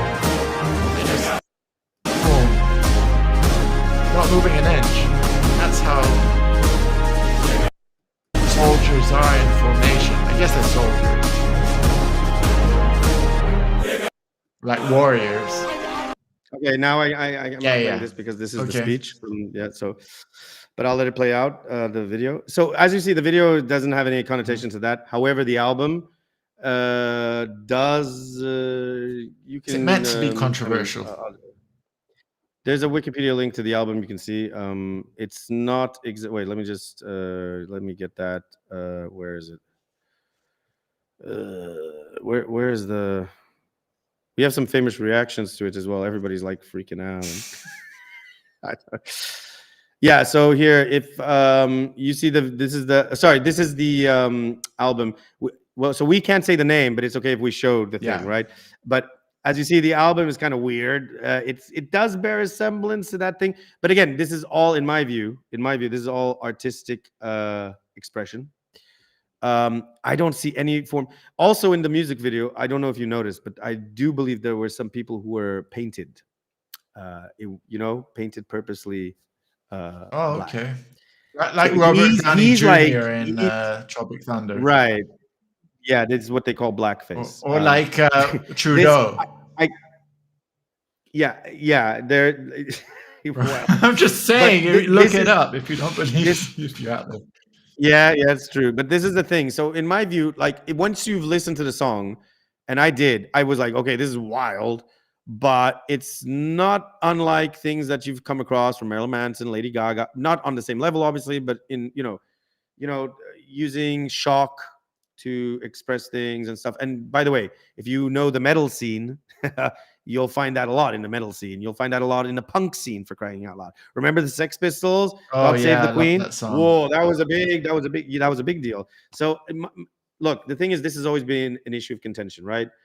This particular dictator, in relation to, but I think it's just the way how he handled himself when he was trying to run for office, and he said a lot of crazy things. But again, I feel that people thought he was having a manic episode, and in my view, perhaps. But also, let's look at any other artist in the past who did the same, like how they reacted. Andy Warhol, Joseph Baez. There's a multitude of other people. Even recently, Lady Gaga's videos are controversial. Full of symbolism, Illuminati. Probably not on the same level. Yeah. Yeah. But there you had an exclusive of the song. It's, of course, Kanye, he's a good producer. Sounds good. It's unfortunately very catchy. So not the type of thing you want to be singing out in the public transport or outside in the public. But I feel like this album, which has also got a very unique title, as we mentioned, is trying to draw attention to... What's the album called? Oh, yeah. So... Maybe I blanked that out on purpose. Yeah. I don't know. But yeah, I can play the famous reactions to sort of wrap up the end of this, maybe. Do you want us to watch this, the other people's reactions to this? Do you want to play it, or do you want me to play it? Or... Give me a sec. I had it open. I mean, it's so a long many video. It's like 9 minutes, but we can just show the beginning part, because we got it'll be interesting to see the takes of other people online. Yeah. This is a chaotic world we're living in. Yeah. And it's like, okay, this kind of highlights the benefits. I mean, I want to say this carefully, because I don't want to think I want to say real clearly, I don't support people saying that. I don't think it's a good thing to say. No. I don't say it. I certainly don't think any racism is good.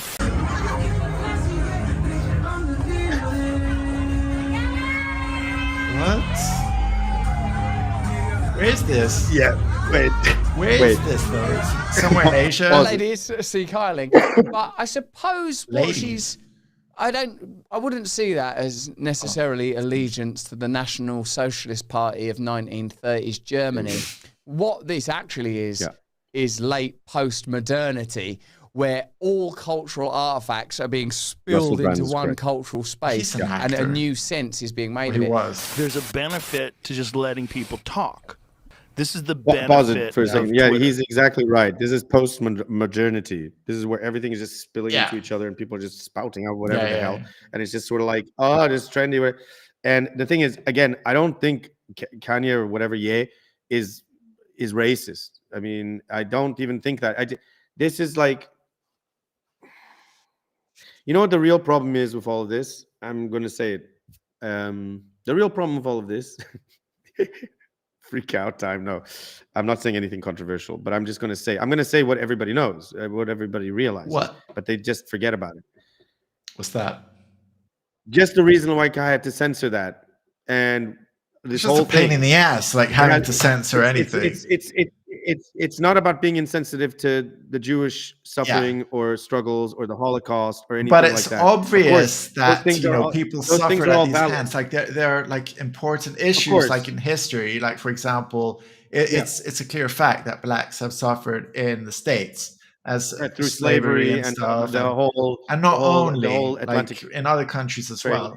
Even some of the people have suffered worldwide. Black slave owners or who sold people to whites were actually black as well. So it kind of the key problem here, the problem isn't that. It's people have suffered worldwide, and this is obviously a big issue. Obviously, the Holocaust was a big issue that occurred. But the problem here is that the difference between what was the outcome of World War II and what was the outcome of the Soviet era, because in this, don't forget the Soviets, and not only Soviets, there was also, you know, the reign of Mao. Okay, a lot of people suffered and died there too. Now, not under the same conditions. I'm not comparing. Obviously. I'm not comparing, but a lot of people suffered there. Billions, not billions, sorry, millions almost. So the problem here is that when you put something and you make it into such a sacred cow that you cannot even bring mention to it, that you, if you don't confront these things and accept them, and that this was a part of history, this happened, it was horrible, yes, but we need to come to terms with it, we need to accept it, and we shouldn't be like, you know, to be honest, it goes back to what we were saying like way earlier about like some countries having group censoring other stuff, and it's just bullshit. That's the problem, yeah. Stuff shouldn't be censored like that. But that's the problem, because when you make something to the point where it's like it's blanked out, you can't talk about it. Well, guess what's going to happen? This is called blowback. What's going to happen is you're now going to get black people, Asian people, white people, even Jewish people. You're going to get all these people, and they're going to be promoting this stuff and talking about it because they don't give a fuck. Because they're like, you know what? I don't care. I wasn't connected to that. I don't give a shit. I'm going to say what I want. And then they're going to start doing the Zieg thing, and they're going to start like listening to the music, and they're going to start, you know, no, really, that's what's going to happen. Because the reality is, when you make it into a sacred cow, oh no, don't touch it. You can't do this. And people are going to do the opposite. What happens? It's like in the 90s, like with CDs, when there was like the parental like advisory lyrics and stuff. You would get these kids or teens, and they'll be like, "Oh, that's a good album because it like uses like foul language and stuff in the lyrics. I want that one because it's cool because it goes against the norm." Exactly. If you make something forbidden, it's like the story of the forbidden fruit, right? Of the Bible. If you make it forbidden, the people will go, and that will become the big thing. So if you really want to educate the people, educate them and inform them. But don't try to like mask or hide or conceal or stop people from, because the more you do that, it's not going to help. It's not going to help the cause, in my view. And I think it's an important cause for people to remember and learn about these things. But it's not going to help when you got like people nowadays, they're just making light of it. And they do make light of it. I bring that to attention because now they're just using it as a sort of like a funny meme or making it. But they're not racist. It's just that they're doing it because they don't know better. They're ignorant, and they're just using it in this way. Because you've made it. And to be honest, Kanye is the genius because people are like talking about it right now. Well, I mean, let's be honest. He's been successful at what he's been doing because of this, right? Now, I don't know if he's doing on purpose or what, but it's working. That's it. But anyway, that comes to the end of our. Shall we share like an animal video? All right, you go first. Yeah, I'll just show like a couple. But some of it is bad news. Tell me about it. So there was a story about this red panda. Red pandas aren't actually related to normal pandas, by the way, the black and white one. Right. But they're called red pandas. Yeah. And there was one called Sir Snacks-a-Lot. That was his nickname. And it was in Oregon Zoo, and basically it was actually called Moshu, but Sir Snacks-a-Lot was the nickname. And it was 14 years old and like had health problems, and basically it died. But it said like during its life it gave a lot of and was very friendly to like the public and stuff. So this is it. He passed away how? Or sorry, I don't remember. I don't remember, to be honest. But it had like serious health problems in the last year. Right. Oh, so so that's I love these animals. They're cool. R.I.P. Sir Snacks-a-Lot. It was diagnosed with severe heart disease. That's it. Maybe he was snacking too much, you know. Sorry. Possibly. Too many bad snacks there, I guess. But like, there's another story to wrap it up. There were 2 baby orangutan siblings that were rescued from smugglers, and this was in Bangkok. Good news. So let's have a look.